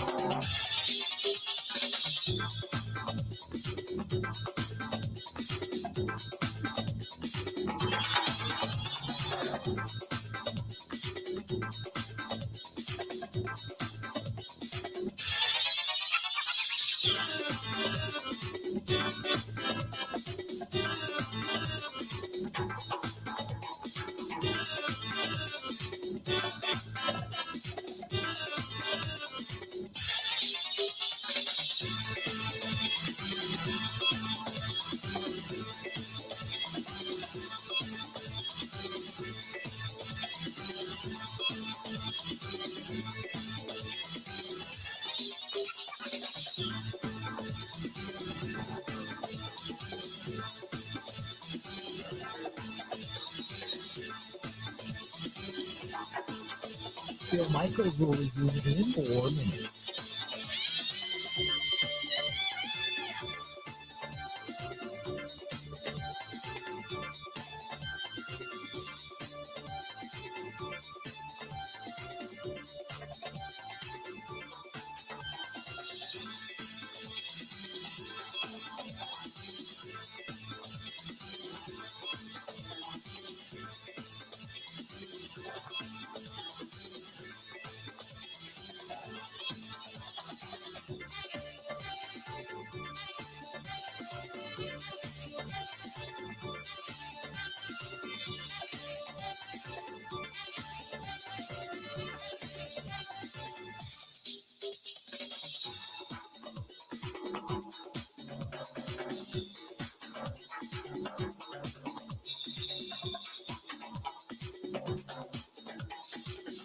Bill Michaels will resume in 3 minutes.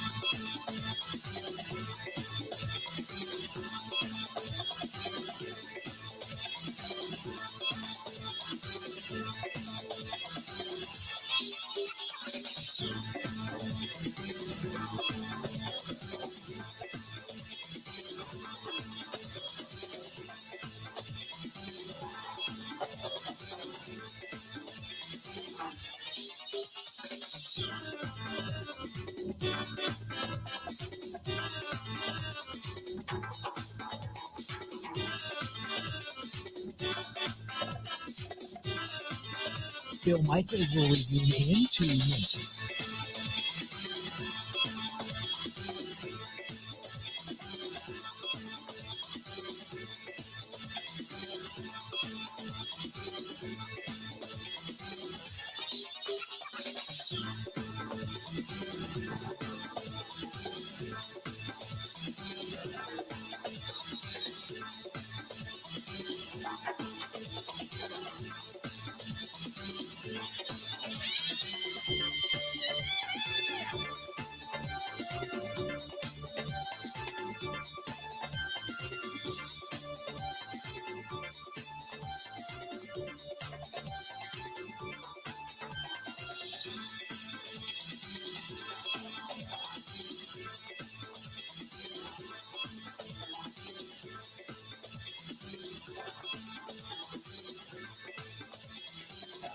Bill Michaels will resume in 1 minute.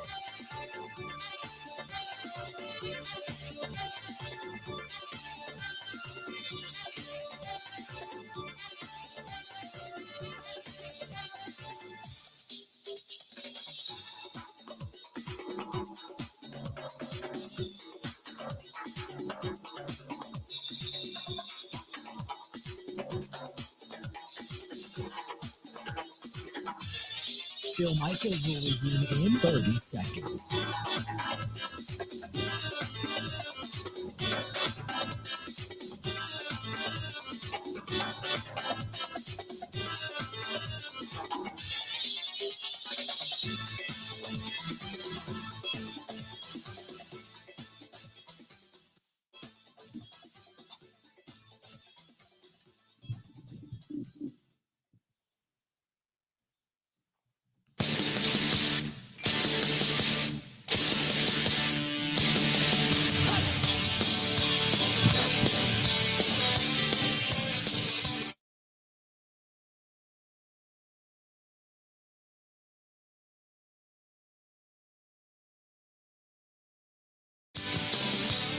Welcome back. If you're going to be out and about tonight, maybe getting ready, because you got Brewers baseball this afternoon. Tonight, you've got Bucks basketball. Maybe you don't want to cook, or maybe you do. Who knows? Stop into our friends at Quick Trip. Pick up those 5-ounce bacon-wrapped pork fillets. Could be a little rain tonight in the area. That's okay. Run out there with that umbrella, grill them up. Otherwise, throw them in a skillet. Throw them in. I bought a cast iron skillet, and I have not used a cast iron skillet in my life ever. Not since I was a little kid and my mom was teaching me how to cook. When we're talking 5th, 6th, 7th grade.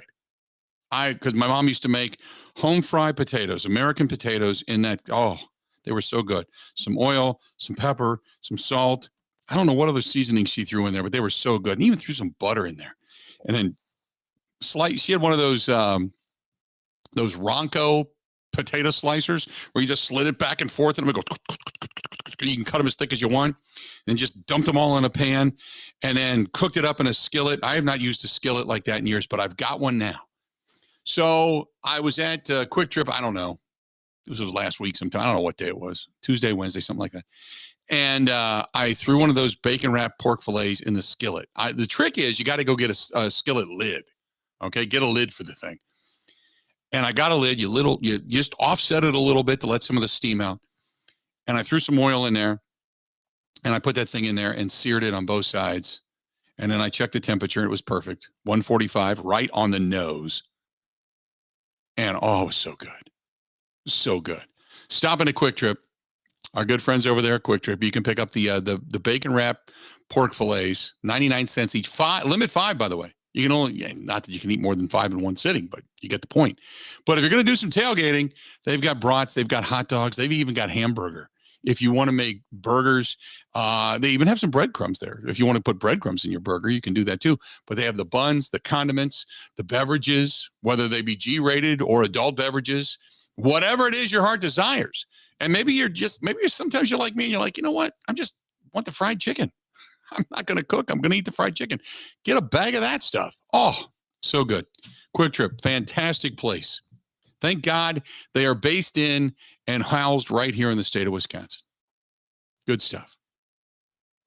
Good stuff. The Vegematic. Rick, yes, the Vegematic. Remember that? The Vegematic. It had that V blade, and you could dial the blade thicker or thinner. And then you had that little hand thing that stuck on the end, and you jabbed it in the end of your potato, and you went back and forth, and it just kept slicing. And they were perfect every time. And then my mom would take them and then slide them off of the cutting board right into the skillet. And you could hear them fry up right away. And then she'd shake them a little bit, even though that pan was like 67 pounds. Shake them up a little bit, moving them around with the metal spatula, because you could use metal in the cast iron. And that metal spatula, and then you get that crispy stuff on both sides with a little bit of, oh my God. It was so good. It clogged your heart, but it lubed the chute. So it had beneficial factors to it, but it was so good. Uh-oh. Oh, Ben Bill, Kenny, breaking news. I didn't mean to interrupt that little tangent, but Jeff Darlington of ESPN reports, I just spoke to wide receiver Deebo Samuel, and he told me that he has asked the 49ers to trade him. He did not want to discuss the specific reasons, but he has indeed let the 49ers know his desire to leave the organization.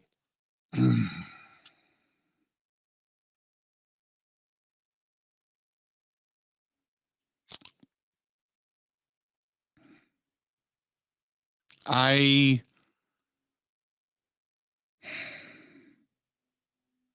can't imagine that Deebo Samuel is going to go anywhere.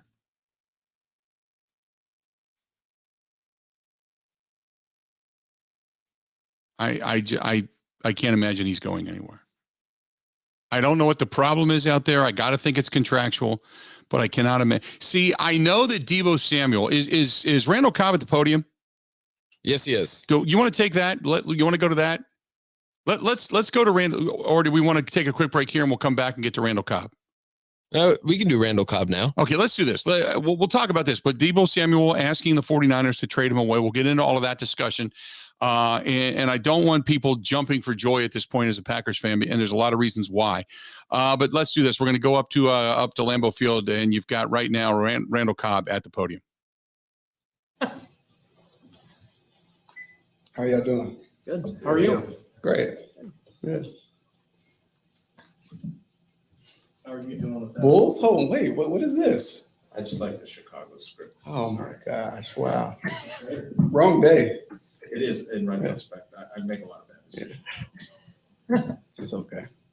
How are you doing without the Devondre? Yeah. He's still alive. You know that, right?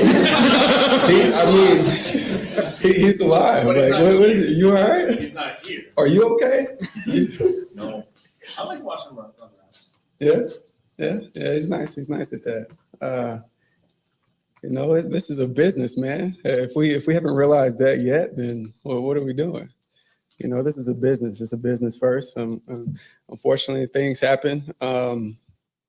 It's the way that it goes. I'm thankful that I got to play with him as long as I did. I think he gave us 8 amazing years, and we got a lot of memories created between the two of us. We got memories with our families, which will continue. We'll continue that bond, that brotherhood, and I'm happy for him. Happy. It is a business, but we've talked about this when these guys didn't bring you back the first time. You feel like it's your girlfriend breaking up with you. I think we talked about. I said that. So how do you? We're back together though. How do you compartmentalize that part of it? And for you, who's still here, and Aaron, who's still here, and maybe for the player like Devontae, who obviously moves on, how does that part work when it's a business, but it's also personal? Every good thing comes to an end. Whether it's when you're ready, things happen. Things happen in life. And life is much bigger than football too. You look at us and you see football players, and that's a lot of times all you identify us as. But we have lives outside this game. And sometimes life takes us in different directions. And that's part of it. That's what you have to understand, that we're human and we make decisions, that aren't always best for who people think is best for. You can make a decision. I can judge you for your decision, but I can't make that decision for you. So I got a lot of respect for Tay. I've always had a lot of respect for him, the person that he is, the player that he is, the father that he is. And that's what it is. And, this won't be the last time that I ever see or talk to Tay. And I know that. One day we're not going to be playing football anymore, whether that's next year or whether that's 5 years from now.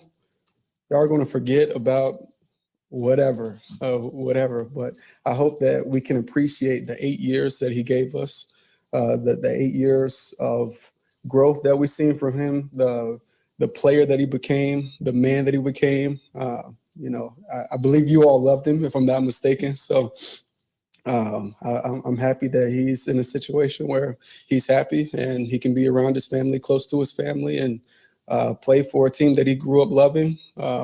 And he has what he wants. So I'm happy for him. how do you view just kind of your role now? What's going to be a rebuilt room? There's going to be a lot of newcomers. Sandy's on board. Expected there's going to be some draft picks. I mean, that's going to be a whole new room outside of Allen and a couple of the young guys over here. Yeah, I mean, every year is a different team. You have to figure out a lot of different things every season in this league. Nothing is a given, nothing is a certain. There's a lot of moving pieces, a lot of things that's probably going to happen between now and the draft and the season. And, you take it day by day and do what you need to do every day to prepare yourself for the next day. At any point this offseason. There you go. That is some of Randall Cobb. We got to step away and take a quick break. Come back. All this stuff on the Deebo Samuel thing, hang in there, because there's more to this than just simply jumping for joy as a Packers fan, thinking all of a sudden Deebo Samuel was in your future. I don't want to be the big bucket of cold water, but I think somebody needs to throw some water in our faces. Stay tuned. More of the Bill Michaels Show next.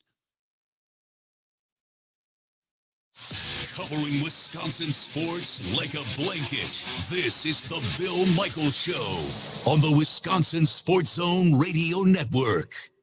Buy more, save more with a patio door. Wait, what? Right now, at Pella Windows and Doors of Wisconsin, the more windows you buy, the more you'll be saving by adding a patio door. Miss Della from Pella? Please, call me Gina. Okay, Gina Della from Pella? Like, I was told there'd be no math. Like, that's okay. Pella Windows and Doors of Wisconsin makes it easy. Now through April 30th, when you buy 3 Pella windows, you'll save $500 when you add a patio door. Buy 6, save $1,000 with a patio door. Buy a dozen Pella windows, save $2,000 when you... add a patio door? Correct. And along with 6 full lines of windows, traditional to contemporary, Pella of Wisconsin has financing to fit most any budget. Awesome. Buy more, save more with a patio door, but only through April 30th. Set your free consultation today at PellaWI.com. Certain restrictions apply. See showroom for details.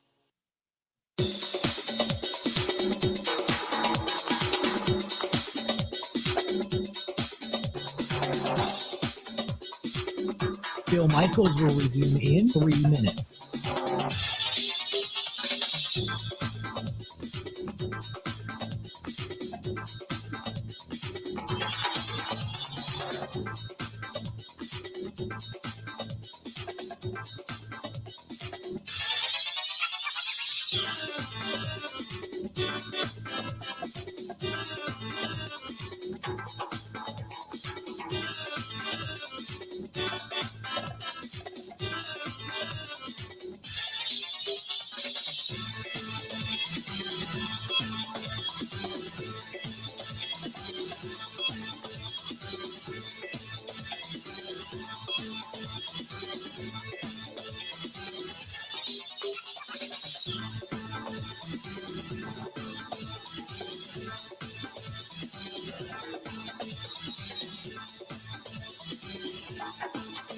Bill Michaels will resume in 2 minutes.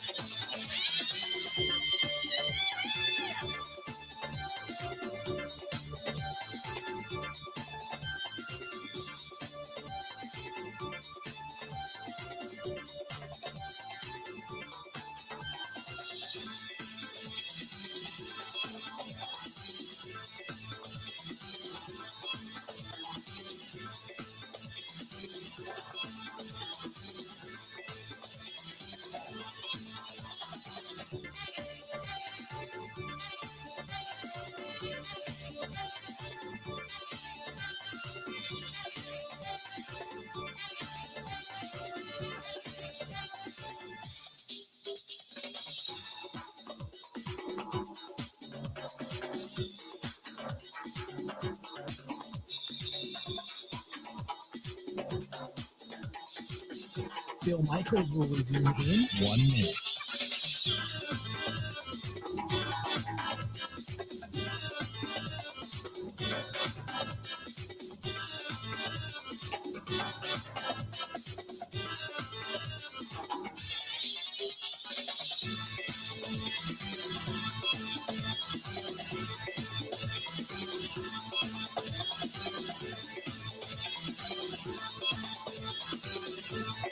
Bill Michaels will resume in 30 seconds.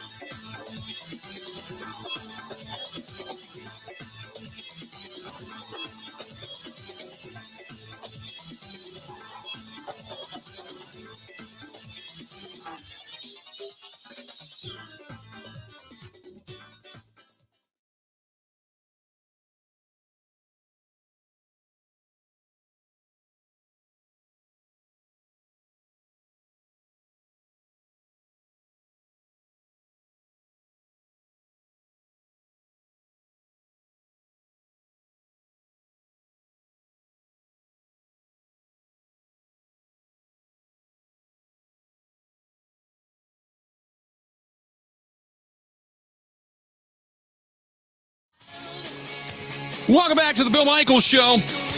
So the big news is the fact that Jeff Darlington has said that he spoke specifically to wide receiver Deebo Samuel of the 49ers, and Deebo told him that he has asked the 49ers to trade him. He didn't want to discuss specifics, but that he indeed let the 49ers know his desire to leave the organization. Ian Rappaport has said that this happened more than a week ago. It's kind of old news. We knew that there was some stuff that Deebo Samuel had said and kind of alluded to, that he was not coming back for the offseason workouts, and that, that the 49ers are aware that he would like to get out. They've been looking to make offers for a long-term deal to Deebo Samuel, but he's unwilling to engage them. This is why there's the trade rumors that are out there. It's unclear where this goes from here, but Samuel wants out is the latest in a big-name wide receiver drama, as Ian Rappaport reported. Okay, so we understand that. Okay, now, when this came out, if you watch Twitter, it blew up. Packers trade for him. Ben says, I have to believe Green Bay. They're on the phone right now with the 49ers. Fanir says, Packers are making the call. I feel it. Dell says, sorry, Packers, not going to happen. Not enough money. You've got come to Green Bay. We accept unhappy 49er players. I mean, who would not want to be a part of this team? Kyle says, Packers need to get hold of Deebo right now. Christopher says, I feel it in my bones. Samuel coming here. So this is the reaction. I mean, you just go to Twitter and watch it. Okay, just watch the hashtag Packers, the notification. Watch it fly. It's flying right now. Okay. Two things. One is 49ers are not trading Deebo Samuel to a team in the NFC. Let's get that straight. Secondly, Packers can't afford him. He's looking for a long-term big money deal. I'm not saying never. Okay. I'm not saying that, but it's a long shot to get him in Green Bay. I mean, let's just say the 49ers wake up and go, you know what? We'll trade them to anybody. Doesn't matter where they're at, what division they're in. Doesn't matter. We'll trade them anywhere. That's fine. But the Packers can't afford them. That's the biggest problem. They haven't gotten Jair done. They haven't reworked Dean Lowry. They don't have that upfront money right now. And he is looking for a big-time contract. Very similar to what Tyreek Hill just got. And the reason being is because he's also used as a running back. He wants to be the highest paid wide receiver in the league. Not just because of being a wide receiver, but because of the versatility and the way they use him. Would he benefit the Packers? Hell, yes. Yes, it's a no-brainer. Abso-freaking-lutely. You would love to see Deebo Samuel in green and gold. He already knows the system because Matt LaFleur is a Shanahan product, right? He's coming out of the Shanahan system. He knows it. He knows it. Deebo Samuel, hell of a wide receiver. He's your downfield guy. He can do wheel routes. He can do end arounds. He can do things split and flip with Aaron Jones, with A.J. Dillon. He can be the Swiss Army knife that gives Aaron Rodgers the legit shot with Sammy Watkins on one side. Then you're bringing all these different guys in Alan Lazard and Randall Cobb and Amari Rodgers and whoever else you draft. Absolutely. You would then be talking about what would be considered probably the best offense in the National Football League. Abso-freaking-lutely. Would I love to see it? Yes. Unequivocally, hands down, drop your pants, kiss my ass. Yes. I'd see that. I'd love to see that in a heartbeat. Let me put the brakes on now. What's the reality? Reality is they can't afford him. Unless he would take a 5-year deal and the first 2 years basically make no money. But guarantee it down the road, maybe he'd do that. So I'm not going to say never, but one, there's no way they trade him inside the conference. And secondly, can the Packers really afford him? You just got to you got to think about the logistics of it before you go crazy. So I'm with you. You and I, same page. If you and I are out drinking right now and we're sitting at the bar, we're going, you know what? You put Deebo Samuel, Sammy Watkins, Randall Cobb, veterans. Then you get yourself another wide receiver in the draft, a short route runner like Alan Lazard, the growth of Amari Rodgers. Oh, my God. Oh, my God. You just go after tight ends now? Bolster that offensive line, get some depth, get a right tackle, get some more guys up front, edge rusher, bolster that second. Oh, my goodness. My pants are fitting tighter. That's the dream. And then you look at the reality. Can't afford them. Haven't been able to extend Jair because the price is just getting flat out too high. Probably going to have to draft another corner in the draft. And they're not going to trade him in conference. There you go. Going to talk some football when we come back. Hang in there. We still got a lot more to go. The Bill Michaels Show. Seth Galina, Pro Football Focus, going to join us. That's coming up next on the Bill Michaels Show.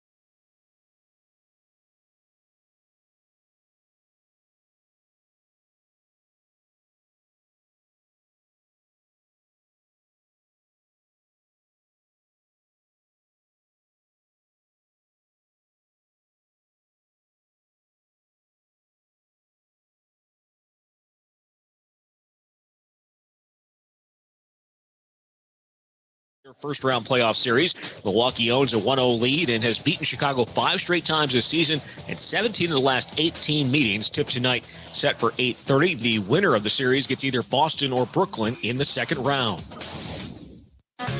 Where can you learn the skills to take care of yourself and your family? An apprenticeship in construction. Imagine earning money while you learn and getting paid to go to class. And graduating without big college debt. You can explore 11 different trades. To get started as an apprentice, visit buildyourcareerwi.org or search for ABC of Wisconsin online. Well, the Packers going through the first week of their offseason program in Green Bay. New punter Pat O'Donnell met the media for the first time this morning. The majority of Green Bay's players are in town for the voluntary workouts, though quarterback Aaron Rodgers is not. The team is also getting ready for the draft. That gets going a week from tomorrow in Las Vegas.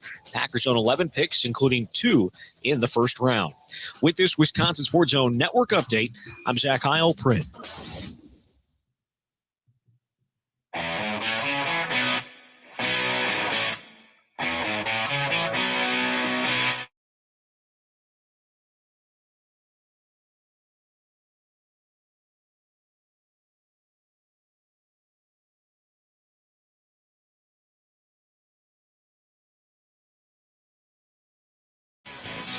Welcome back to the program. We are glad you're with us. Thanks so much. Bill Michaels Show continues on this portion of the program. Brought to you by our friends over there at Epoxy Flooring Done Right. Sean and the gang, they do you right. I know he's been on vacation. He's back now. He's getting back into the swing of things. Check out everything that they have to offer. Go to epoxyflooringdoneright.com. That is epoxyflooringdoneright.com. Epoxy flooring, polyurethane coatings, they do it all. Epoxyflooringdoneright.com and see for yourself. Joining us now on the hotline, our good friend over there at Pro Football Focus, Seth Galina, now joining us. How you doing, man? What's going on? I'm great. It snowed yesterday here, but it's sunny today, so my mood has changed drastically in the last 24 hours. Well, we got some snow the other day as well, and it's all gone. Now we're expecting rain and warmer weather this weekend, so hopefully we're starting to turn the corner towards bigger and better things. weather-wise anyway. But it felt like football season. It feels like football season. Story breaks. Jeff Darlington had it. Obviously, Ian Rappaport talked about it. Deebo Samuel once out of the 49ers organization. Correct me if I'm wrong. One, the 49ers will be crazy to trade him in conference to a competitive team like the Packers. And two, at this point, for what he's looking for contractually, I can't imagine Deebo Samuel being afforded by the Green Bay Packers, correct? Yeah, and I also think the issue, you have to give probably both picks. Like, I'm looking at the Stephon Diggs trade, and that was out of conference, right? NFC to AFC. And, they gave the 20th pick. And, the Packers were at 22 and 29. Like, it's close, but I don't know. Would you have to give both picks? That would be interesting. I don't see it happening. It might be set. They just play each other in the conference championship game. And they seem to play each other every year, it feels like, even in the regular season. Yeah. So I don't see that happening. Yeah, Deebo Samuel, he holds a non-guaranteed $3.9 million cash hit this year. He's looking for $20+ million a year. That extension is probably waiting for him on the team that would then take on his salary. Right now, I don't think the Packers will be able to do that. In the meantime, the Green Bay Packers are going to be looking for wide receivers in the draft. They hold 2 picks in the first round. So give me your thoughts on the depth of the wide receiver class and how good this depth is. I think it's very good, and I think we'll be saying that for a while. And I think, if you need a receiver, you're always going to be able to find one, right around where the Packers are picking. Basically from 20 to 40 in the next few drafts, there's just going to be a lot of good receivers and a lot of different types of receivers that you want to pick and fill a specific role in your team for. So I think the Packers are in a good spot. I know a lot of people think they might go get 2 of them. I don't know about that, but I think for sure you can get one of them. And I don't think you really need to package both picks to trade up into the teams to go and find a guy. I think there's more than enough guys there in that range that you can like. So the 2 guys coming out of Ohio State, if you had to pick one, who you like better? I like Olave better. I think they're both really good, obviously. I think Olave is just the smoothest type of route runner that you can find. Probably the best in the class. Wilson's got upside, obviously, the yards after catch ability, the big play ability. I think your issue with him is what happens when he gets pressed at the NFL level? He wasn't great against press in college, so now you're obviously getting better, more technical corners, sometimes bigger corners. So that would be my concern for Wilson, and that's why I kind of side with Olave in terms of who I like better. The wide receivers are Jameson Williams coming out of Alabama. He had the torn ACL. We saw him doing a little bit of work during the pro day down there, although he didn't participate in pro day. At what point are the rumors saying that he can contribute to an NFL team this upcoming season? Do you know? I'm not sure exactly. I think you're still fine. Even if he's not ready till October, I think you're still willing to pick him in the teams probably, which I think is where he's going to go. Obviously, the tape is fantastic this past year at Alabama. And the fact that he basically played the whole season before the injury, it showed all you needed to see about him. He is that good of a player, that good of a receiver. So I think he'll probably be okay for the beginning of the season, but even if he's not, I think you still pick him early. The Packers could also use depth at tackle, and that's one of the things that nobody wants to talk about because it's not a glam position, but right now their right tackle position could be a little bit suspect at this point. Let's just say that they do decide to grab a tackle maybe with that second pick in the first round. Is there somebody of solid ilk going to be there that's worth that pick in their second pick in the first round, do you think? Yeah, the tackle class is really interesting because it seems pretty front-loaded to a certain degree because you have what I would say is the tier 1 group, which is Ekwonu Cross and Evan Neal. Then you're like, okay, well, some people have been putting Trevor Penning into that tier 1 group, which would mean he could go in the top 12. I see him more in the tier 2 group, which would tell me that if he falls all the way to 29 or whatever, then that's a really good pick. Now, obviously, a lot of these guys play left tackle in college, tier 1, tier 2 group of tackles in this year's class. But still, you meet people around something of the world. So, I think if someone like Penn falls to them at 29, I wouldn't reach for him that much higher, or a guy like Bernard Ryman from Central Michigan, I wouldn't reach for these guys. But if you find them at 29 and you've already kind of taken a receiver, then I'm all for it. So the Packers also, there's some other issues because Jair Alexander looks at least as of right now, like he's going to go into the final season of his contract because the money has gotten crazy for corners. So they may need to get a corner as well. There's probably going to be depth to the secondary. Give me your thoughts on who they may get.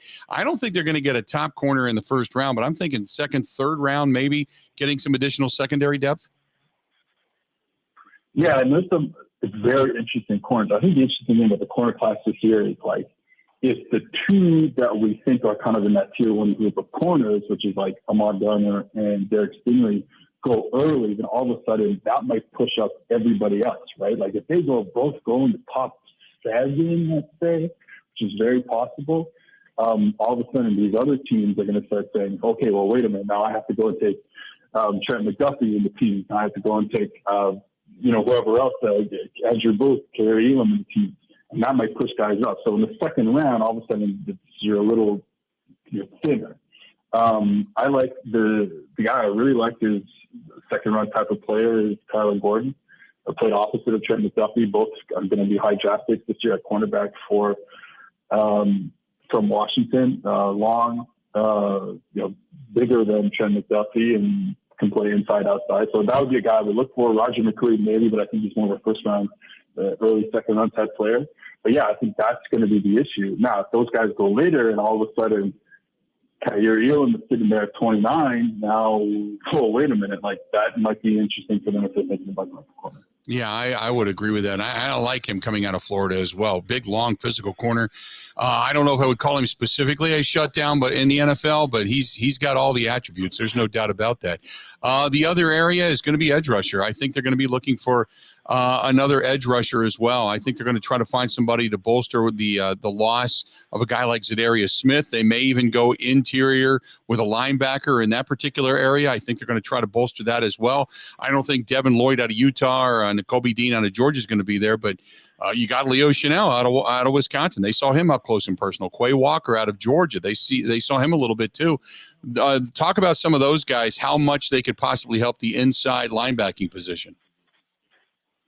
Yeah, I think the problem with Leo Chanel and Quay Walker's been talked up about going 33 to the Jaguars. So you're not talking about a position. I don't know if the Packers are looking for right now, at that high in the draft. And Chanel, we have him here on 36th ranked overall player, right? So that might be a little too rich for the Packers in the scenario. I think a guy like Christian Harris from Alabama, certainly not, he's third round type of player, but honestly, he brings it every play, man. That's the kind of player you want, and let's see if we can figure out the other more technical stuff that he brings it every play. So that'd be a guy I'd look for, maybe third, fourth round type range. Talking with Seth Galina, Pro Football Focus, which is where you can read their stuff. The other question I had for you, when it comes to the tight end play, where does Ferguson fit into all of this out of Wisconsin? I haven't gotten to the tight ends just yet. I think he's, from the little bit that I've seen, probably not in the tier 1 of these tight ends, which I think I would put more like the guys you hear a lot about, Shane Fry, Dulcich, Jeremy Ruckert. I think a lot of people are talking about. So I don't see him there. But then you're talking about probably a tier 2 type of player who, who knows where tight ends are going to go, especially in this draft class, because you're not going to get the first one off the board until end of round 2, round 3, something like that. So that's going to push Ferguson back a little bit, I think. I also wanted to ask you, we already talked a little bit about the defensive depth and the line depth, but in also the offensive side of the thing, But there are tight ends out there that the Packers are going to be looking forward to add maybe another wide receiver type of tight end. But it's so rare to find a guy that can block and can be a pass catcher downfield. Right. We know that they've got Robert Tonyan coming back, but we don't know when he's going to be ready. Is there a couple of tight ends that might fit the bill? Because you can add offensive weaponry by adding a tight end, not necessarily 2 or 3 wideouts. Well, this is the interesting thing about the Packers, and I think specifically losing Marquez Valdez-Scantling. Now, I think Alan Lazard does a good job with that as well, but, what they were really good at is finding these receivers who can kind of do both. And I think that's what you're seeing in the NFL a lot is like these kind of receivers who are playing tight to the line of scrimmage and are capable blockers, right? For all you can stay in, your lighter personnel, but then still be able to run some sort of multiplicity in your running game because your receivers are capable enough. So I think finding a receiver like that would be very interesting. They don't fall off trees, of course, but that's kind of where I would look for in a player like that. Tight end is interesting for the Packers because, like you said, they don't know about Tonyan. Obviously, Mercedes Lewis still there. It's still a hell of a blocker even at his age. So yeah, I think for me, it's finding that receiver who can do a little bit of both rather than the tight end. Now, obviously, if Tonyan is not back to his normal self, then you're going to have to find a tight end. But I think right now it's finding a receiver who can block. How much movement, because it started out where this was a really deep draft when it came to wide receivers and edge rushers. We know there's quite a few teams since there's been so much movement this offseason looking for wide receivers specifically. How many, do you see a lot of movement, a lot of trades via the mock drafts and such for teams jockeying for position to try to bounce up and get one of these top 10 wide receivers? I think it's going to happen because teams are going to get nervous once they start coming up the board. And again, this goes back to kind of the same theme that I'm talking about, which is like, I see even the top group are like team players that you would want to come off the board in the team. But all of a sudden, and I've seen this in some mock drafts, if the Jets take Garrett Wilson at 4, well, all of a sudden everything gets pushed up a bit. And now Jake Lennon goes at 9, and then, or maybe not 9, but like, goes a little higher, and everyone else, James Williams, goes a little higher. And now you're freaking out if you are the Packers, for example, or if you are the Chiefs, for example. You're like, oh, wait a minute, maybe someone will not fall to us. So I think that is going to be the factor, because like you're saying, all these teams are looking for receivers because they all got rid of them. You'd love to be able to just wait there in the 20s, because like I said, there's going to be good receivers there. But if they start coming up the board really quickly in the single digits to early teams, then I think some general managers are going to start to panic. Seth, good stuff, man. I appreciate it. And we will definitely talk again as we get closer to the draft and then after the fact, okay? All right, cool. All right, buddy. Talk to you soon. There you go. Seth Galina from Pro Football Focus. You can read his stuff over there, and they do such a great job getting you ready for the NFL draft and then everything that goes on after the fact. Good stuff from him. We certainly appreciate it. Let's do this. We'll step away, take a quick break, come back. More of the Bill Michaels Show coming up next.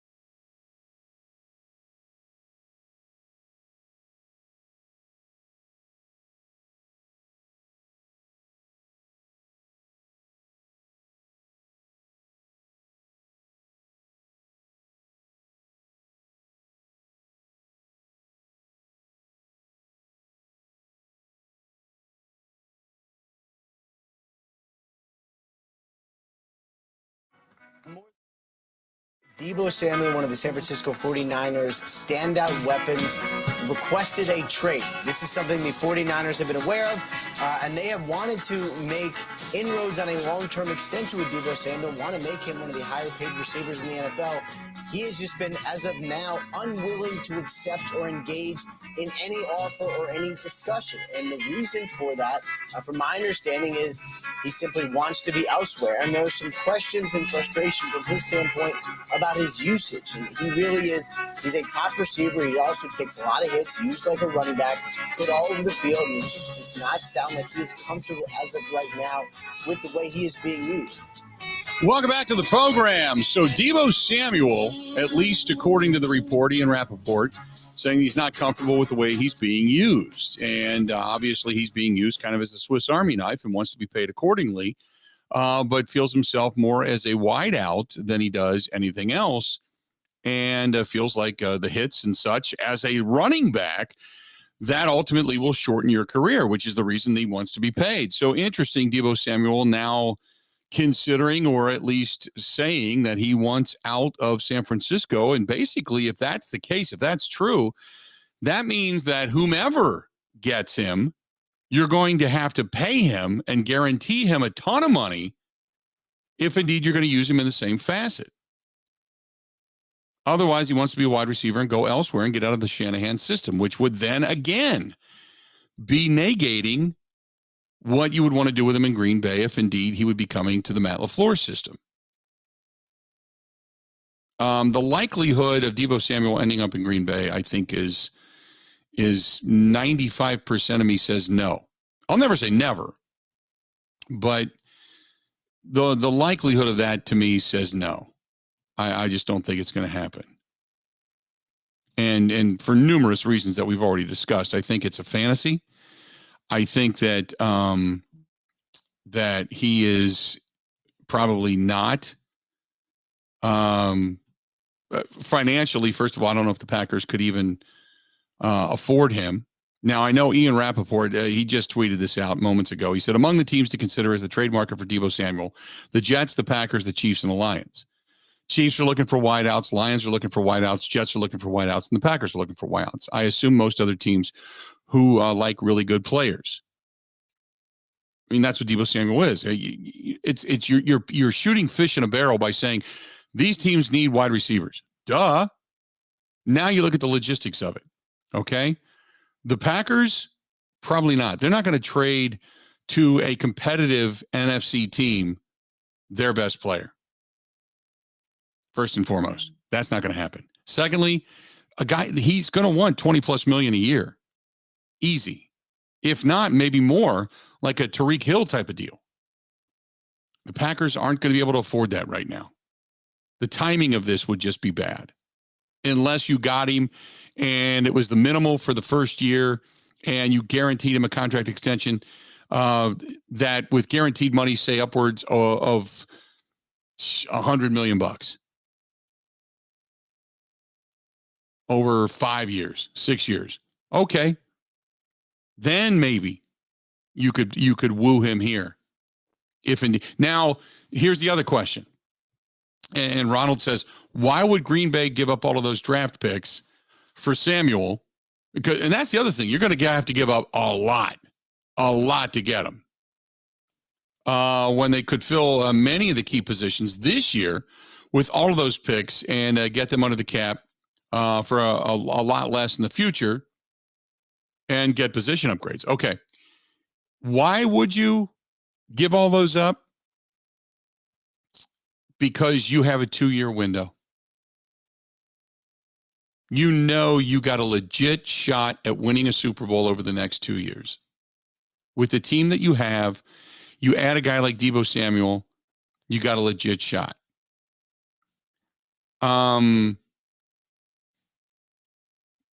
I look, if you can't afford Jarvis Landry, you're not getting Deebo Samuel. You could pick up Jarvis Landry right now for that kind of money or less. But think about this, okay? As much as you'd love to have him here, I would keep the picks. I think the smart move in both I think you keep the picks. Just my opinion, but I think you keep the picks. Now, here's another question. Going for Jarvis Landry, people are talking about, well, he was a good receiver till he went there, and then he just found a way to die. Well, didn't they say that about OBJ? Odell Beckham Jr., for all the craziness he can bring to a team, had he not gone down with injury, he could have ended up being the MVP of the Super Bowl before he went down with the injury. So your question is, because remember, he ended up coming into that situation and became an instant connection between him and Cooper Kupp with Matt Stafford. So they said the same thing about OBJ. He came out of Cleveland. He was like, he's washed up. He's a problem. We don't want him. And then he turned out to be a real asset to the Rams on their run to a Super Bowl. Jarvis Landry, you can say the same thing. He was a guy that was considered a really good wide receiver. Goes to Cleveland, doesn't have great numbers. He's washed up. Maybe it's playing with Baker Mayfield that can make you washed up. You take a guy like Jarvis Landry, a little bit less money, give him a legit shot, put him with a quarterback like Aaron Rodgers, and maybe you can make headway. So would you rather trade away a ton of picks for Deebo Samuel? Or would you say, well, we'll roll the dice with another good wide receiver that we might have to overpay a little bit, but if we can by chance find a way to get Jair in and keep him here, extend him here,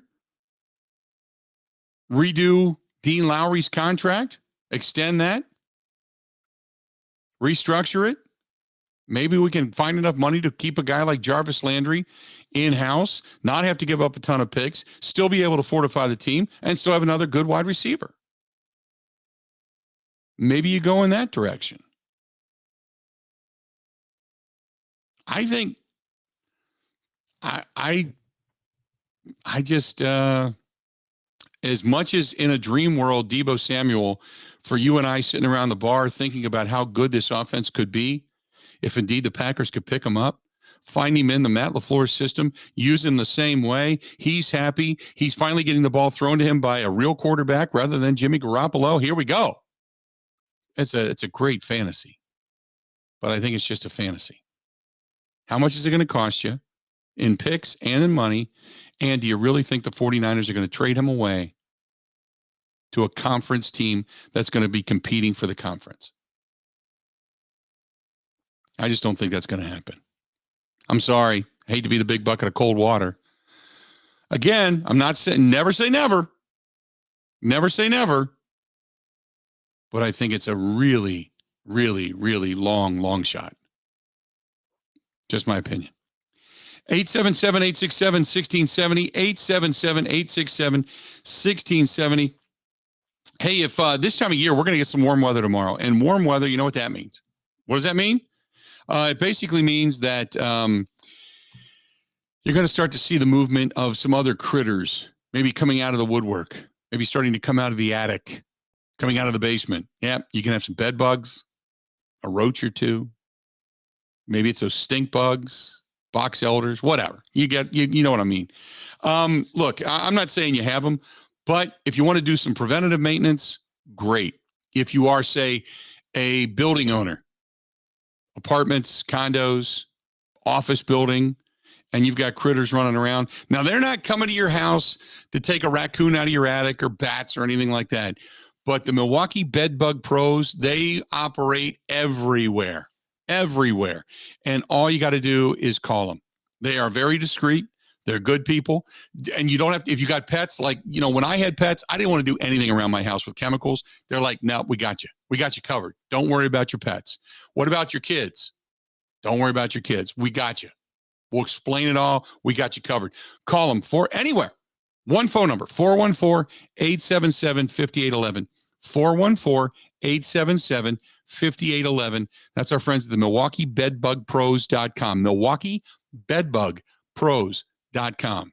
If you got a hotel, whether it's a big one, a little one, an apartment complex or just your house, I had them come out for the stink bugs.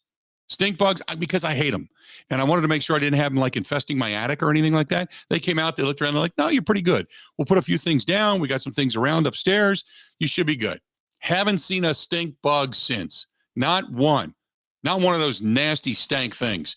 Not one. Call them, 414-877-5811. And this is the reason they're here as a sponsor, because I love them and they work. 414-877-5811.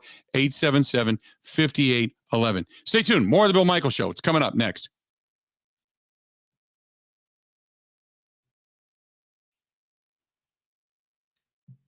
NASCAR Series returns. Secure your tickets to see the big guns roar around the road course in Elkhart Lake, Wisconsin. For all the racing information, go to roadamerica.com. That is roadamerica.com.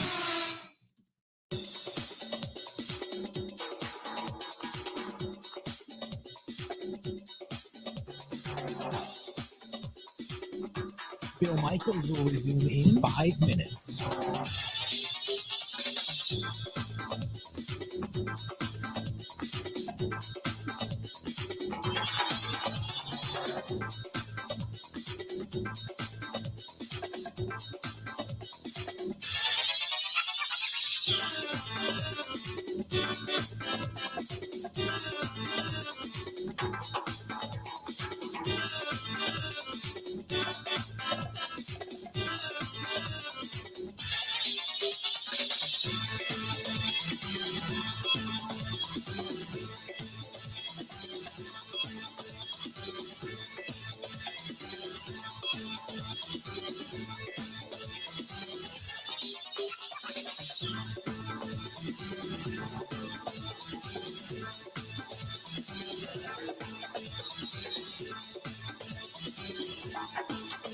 Bill Michaels will resume in 4 minutes.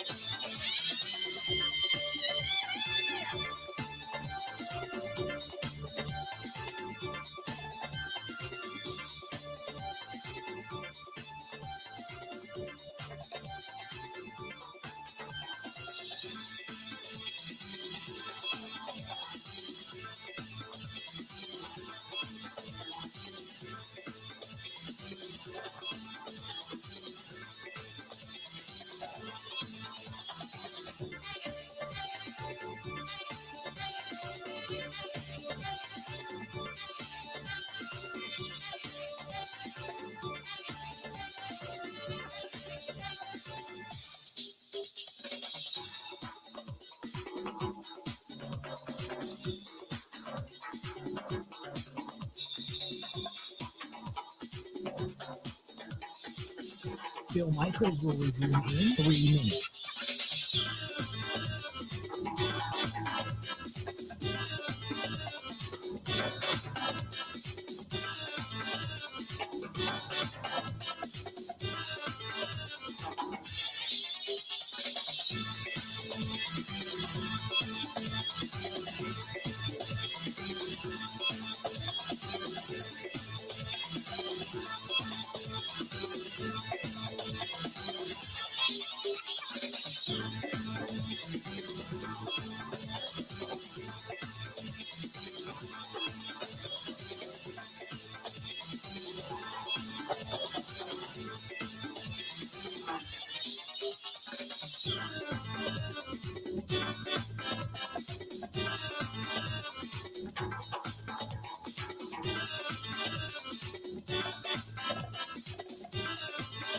Bill Michaels will resume in 2 minutes.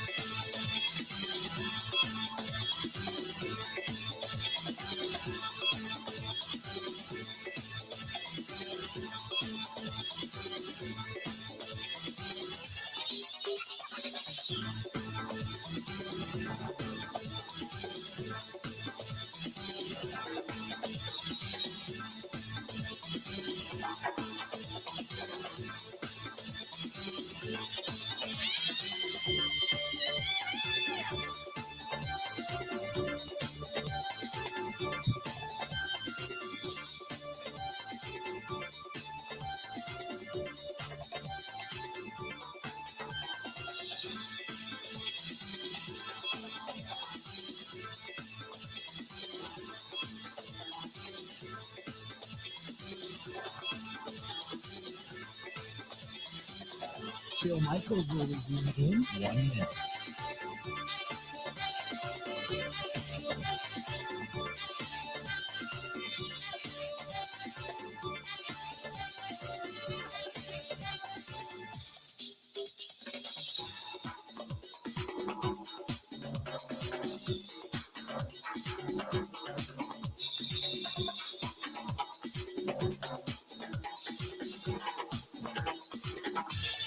Bill Michaels will resume in 30 seconds.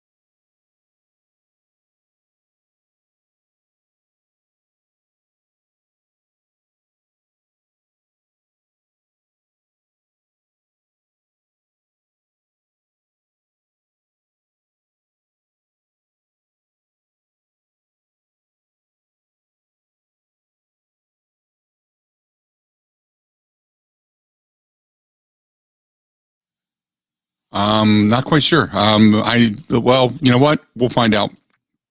We'll see if we can't dip in. Coming up here shortly. Hang in there. I think it's Devondre Campbell. Let's do that. Do you got the audio? Is Devondre Campbell live? Yeah, give me 1 second. Okay. So we want to check in with Devondre Campbell as he is also at the podium taking questions from the Packer media. Our guy Mike Clemens on the ground up there, by the way. So 877-867-1670, 877-867-1670. And I've got a bunch of people hitting me up on Twitter.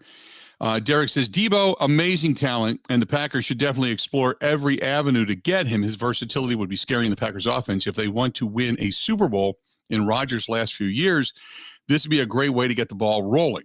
And I agree with that. There's three areas of this you have to really remain cognizant of. One is, what's it going to cost you? Not only in trade, but in money. Do you even have the room to get him in? So the trade factor is one. Will they even trade him in conference? Most likely not. Can you get him under a contract? Most likely not. And how much are you going to have to get up to get him? You're not going to want to do that. Never say never, but it's an extreme long shot. Devondre Campbell at the podium talking to the Packers media right now. Let's take a listen. Hey, Dre. What's going on? Last year making the decision to kind of bet on yourself a little bit, bet on this team. I know it's been a month out now, but just how gratifying was that moment when you signed the deal, and how excited are you about this next step in Green Bay? Oh, it's definitely a dream come true. I feel like I've been grinding for a long time, and just, finally found an organization that, saw my skill set and realized what I can bring to the team for years to come. It just felt good to kind of get a little bit of security, more than anything. So after first team All-Pro, what do you do for an encore now?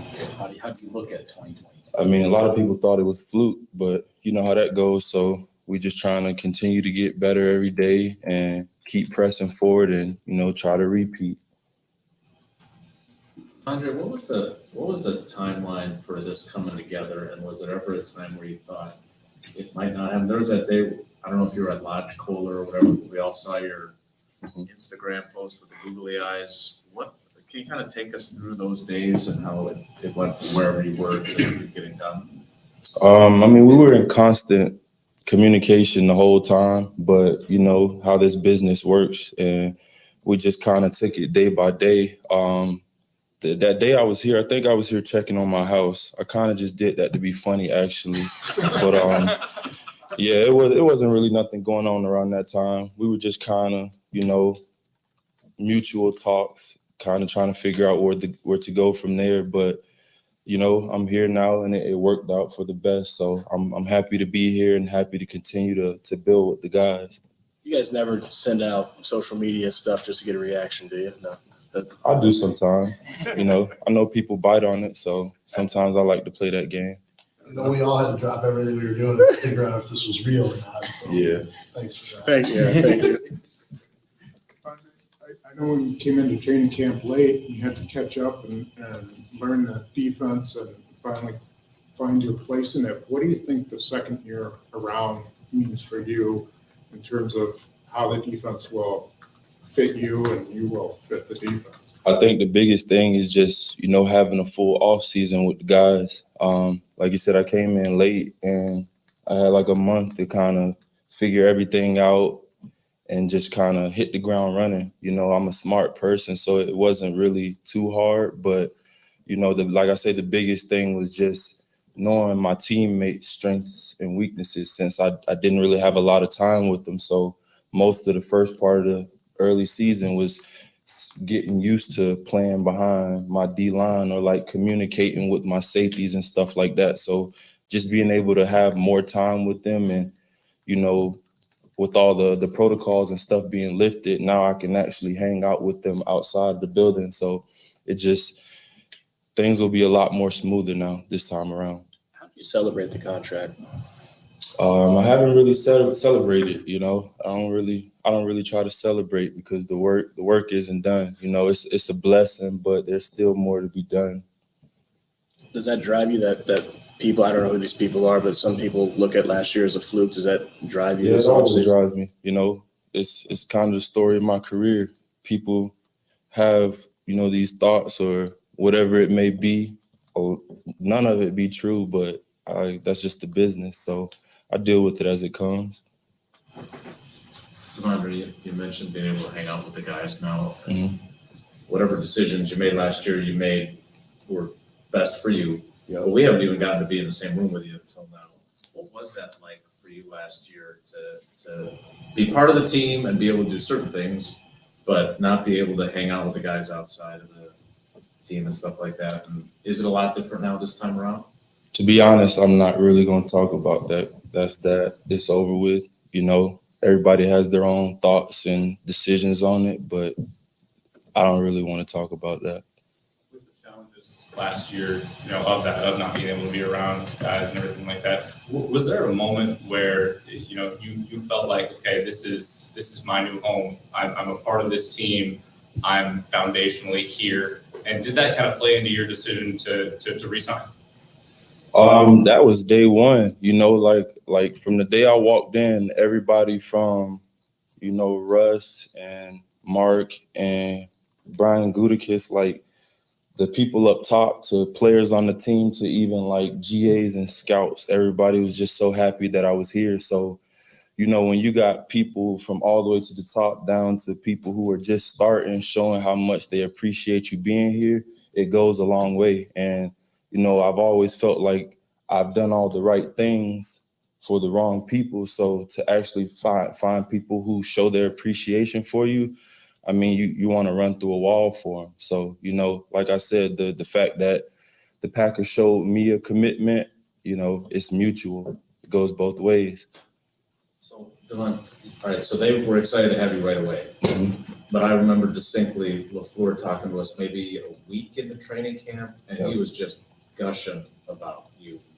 Yeah, a lot of people don't know I've known Matt since my rookie year. You know, like he was on the staff when I was in Atlanta, and I used to talk to him every day. So, you know, coming here was a pretty easy decision. You know, the process took a couple weeks. Like we were talking for 2 or 3 weeks before I finally signed. But, you know, I was just trying to put myself in the best situation possible, you know, because a lot of people don't know the type of player I am, and that's okay. It's a lot of us in the league, but, you know, just the whole general idea of like, I've like people consider me an average player. I've always felt like I've been a great player, but opportunity is everything. You know, like I had one job responsibility here that allowed me to excel week in and week out rather than going into a game plan where you're playing 3 or 4 different positions. And I mean, I was able to do it well, but, you know, it eventually takes a toll on you. So I just wanted to put myself in the best position to showcase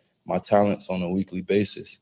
Did you know, Dre, that you were going to get that specific role? Yeah, I told him. Before you, I was like, the only way I will come is if you let me do this and only this. I don't want to play Sam, Mike, and Will. And like, yes, I can guard running backs and tight ends and wide receivers, but I don't want to do it all day. Like, I did that for 5 years. You know, like the tape is there, but that's not what I want to do. I want to be a Mike, and I want to be just a Mike. So, yeah. They were cool with it right away. That's where you went. Yeah, I mean, like I said, I've known Matt. Matt knows my skill set, so it was an easy decision. Like, that's what you want to do. I know you can do it, so I'll let you. So there you go. That is Devondre Campbell talking to the Packer media up in Green Bay, and very honest, very frank about many things. I love the honesty, love the matter of factness of Devondre Campbell. So good stuff there with Devondre Campbell and his discussion with the Packer media. Let's do this. We're going to step away, take a quick break, come back. Got a lot more to get to. Brewers just now getting underway down at American Family Field. Bucks and Bulls coming up tonight at the Fiserv Forum. It looks like, at least the rumor is, Aaron Rodgers, Randall Cobb will be in attendance sitting courtside tonight. How about that? Stay tuned. More of the Bill Michaels Show coming up next. This is the Bill Michaels Show on the Wisconsin Sports Zone Radio Network.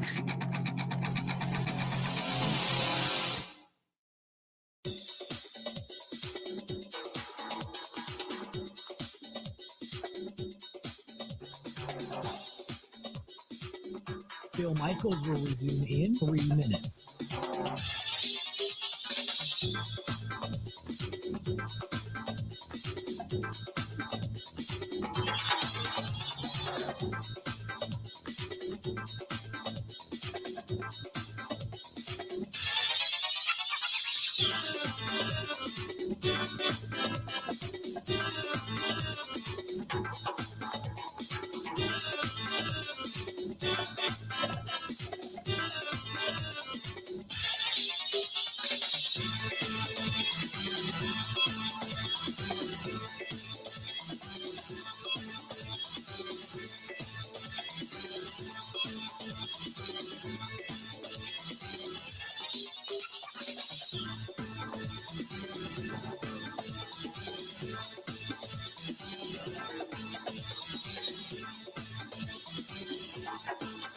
Bill Michaels will resume in 2 minutes.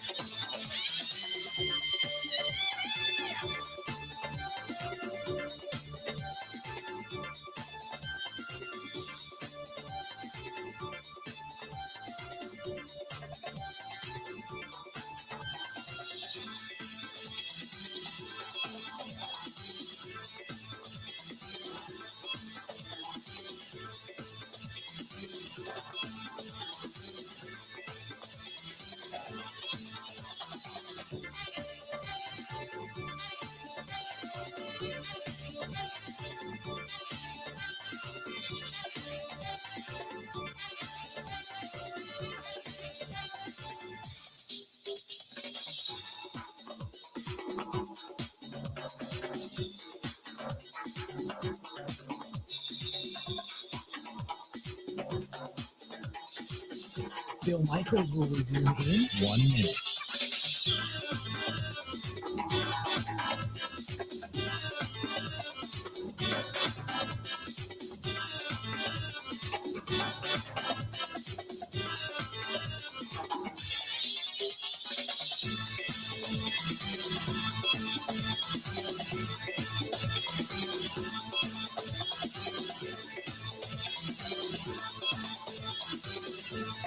Bill Michaels will resume in 30 seconds.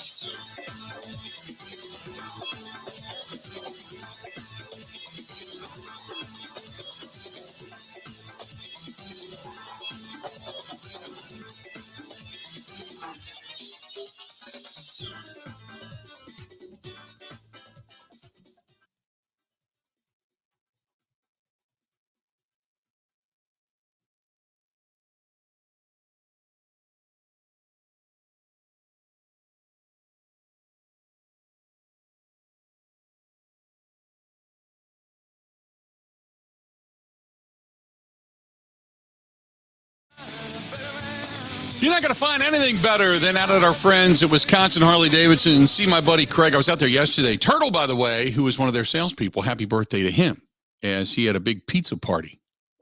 like you're one of the little kids. Remember back in the day when you had a pizza party or a party in your homeroom? They had a big pizza party for him for his birthday out at Wisconsin Harley. You wait till it cools a bit and begins to coagulate. Oh, yes. Coagulation. There you go. There you go. Say hi to Turtle, though. Say howdy to Turtle. 877-867-1670. 877-867-1670. It was his birthday. So stop out to Wisconsin Harley-Davidson. Go to wishd.com. That is wishd.com. But new bikes coming in almost daily. Man, they got a whole huge selection of bikes out there. New, used. The used bikes are beautiful. And there's some new stereo stuff that they're putting into these things. They've got a subwoofer. The whole thing slides right into your bag. If you got a hard bag or a soft bag, doesn't matter. Although more hard bags today and age than soft bags, but they got slides. And man, it thumps. Holy moly. Stop out there and check it out, the Rockford Fosgate edition. Our buddy Chuck says, hey, Bill, listening to you in Slinger, Wisconsin, which is the home of the Slinger Speedway, by the way, and Little Switzerland. I love Little Switzerland. If Rodgers doesn't come to the mini camps, I will start to ask myself, when did he become Eddie Martell from the Replacements? Good Eddie Martell reference right there, Chuck. Like it. When did he become Eddie Martell from the Replacements? If you remember that movie. Good question. I think during COVID, everything began to change. If I had to go with it, I'd have to say, I think during COVID. Again, our buddy Jimmy Shapiro sends me a note, says, hey, Bill, I thought the odds might be of interest to you. Go to betonline.ag. That's betonline.ag. The Golden State Warriors, 11-4 odds on favorite to win the championship. Phoenix Suns, 16-5. Bucks, 19-4. Celtics, 7-1. Miami, 9-1, and it goes on from there. There you go. Our buddy Jimmy Shapiro. Stuff Media Group and betonline.ag confirms the fact that the Bucks, they're still sitting third right now. The two top teams are the teams coming out of the Western Conference, the Golden State Warriors and the Phoenix Suns. But with Devin Booker going down with a hamstring injury, who knows how long he's going to be down. Big injury if he's lost for an extended period of time. Big injury if he's gone for a while. This is from Puma Pete. Puma Pete says, if Aaron Rodgers is courtside at the Fiserv Forum, do you think he has a glass of scotch or a glass of beer with him? It would be none other than Aaron Rodgers to lift the spirits of all Bucs fans tonight by chugging a beer on camera. That's from Puma Pete. Puma Pete, I don't know. Do we care? Do we care? I'm still, we'll wonder what the reaction is going to be. I guarantee, I can't wait for tonight. I might even, in honor of Aaron Rodgers, the rumor is, for those that are just tuning us in, Dario Melendez of WISN News tweeted this out a while ago, said that the rumor has it that both Rodgers and Randall Cobb are going to be sitting courtside tonight at the Fiserv Forum for the Bucs game. Bucs and Bulls game 2 coming up tonight. So the question is, what is the reaction going to be? I got to think that the majority of people are it's going to be a round of applause. It's good to see Aaron Rodgers back and courtside and, everybody's harmonious again, as opposed to a year ago when the story breaks that he's unhappy, doesn't want to come back. 2 days before training camp, he finally comes back and, all that kind of stuff. I mean, I don't know. Who cares? I just want to see the Bucs win tonight. But in honor of Rodgers possibly sitting courtside, I think tonight, and I said this earlier, and many of you have hit me up by saying this, you said, hey, Unit, you got to do some Facebook Live tonight. I think I will. I think I'm going to do some Facebook Live tonight. I'm going to go down to the bar, sit in the new leather chairs, grab a cigar, and I'll have to make a game time decision. Will it be a little bit of scotch? Will it be a little bit of brandy? Will it be a little bit of whiskey? Or will it just be a good old-fashioned beer? But we'll do some Facebook Live tonight. Look for that during the Bucs game tonight. Okay? Look for that during the Bucs game tonight. Aren't Facebook Lives just all about like really passionate political talking points? Not on this guy's behalf. I get, the political thing. The one thing I found about talking politics of any type, doesn't matter. Whatever your feeling is, it is. I find myself pretty much down the middle. Okay? People say, are you Republican or Democrat? I'm common sense. Okay, do what's best for everybody. Do what's best for business, for the economy, for everybody in general, and for the people that are in the middle. Not the poorest of the poor, and not the richest of the rich. For what pretty much stands standard down the middle, the common sense stuff. Do what's right. Okay, which tends to piss people off on both sides, and it gets to the point where you can't even express your opinion anymore, and just say, well, maybe I think this, without just being ridiculed. So I try to stay out of the politics thing as much as I can. I said something about masks a while ago, which people took completely out of context and never, ever thought to ask me what exactly that meant. Just took sides, and it became just vitriol. So I try to stay out of the political realm. Talk a little sports tonight. We do a Facebook Live. I think we're going. So this will be the first since the parking lot of the supermarket, right? Post Packers loss. Yeah. As a matter of fact, no, I did one. No, I didn't do a video. A Facebook Live. It was a video. I did a video on my humidor. Because sometimes when things really work out well, I like to give companies credit for doing good things rather than bad things. So, yeah, I think that's the last time I posted an actual video of myself on that. But I'll do a Facebook Live tonight. We'll cover 5 topics in a Facebook Live. 5 topics in a Facebook Live. That's what we'll do tonight. See what happens. See if people go nuts, or see if people respond. I think that'll be fun, especially now that I got. I used to have like this tripod stick for my phone when I do a Facebook Live, and I lost it. I couldn't find it for forever. And I finally found it. It was funny because when I was out at Wisconsin Harley-Davidson, I just had my motorcycle is on the showroom floor up by the window because they've got so many bikes in storage. They needed to put it somewhere. So it's actually on the showroom floor up by the window. And I just happened to go over to it, and I had my keys with me. I unlocked the back trunk, the storage trunk, and there it was. I forgot I left it in the bike. So I finally found it. So I brought it back home with me. So that's coming up tonight. We got another hour yet to go. Who knows? We might even talk with our buddy Mike Clemens before it's all said and done. Mike might give us a call. I know he's up at Lambeau Field. He is currently tunneling his way into the war room that is the NFL draft room for the Packers. Preston Smith, we're going to hear from him too. He just going to the podium, so we're going to get Preston Smith as he starts to talk to the media also. Stay tuned. We still got another hour yet to go. More of the Bill Michaels Show coming up, and it's coming up right after this.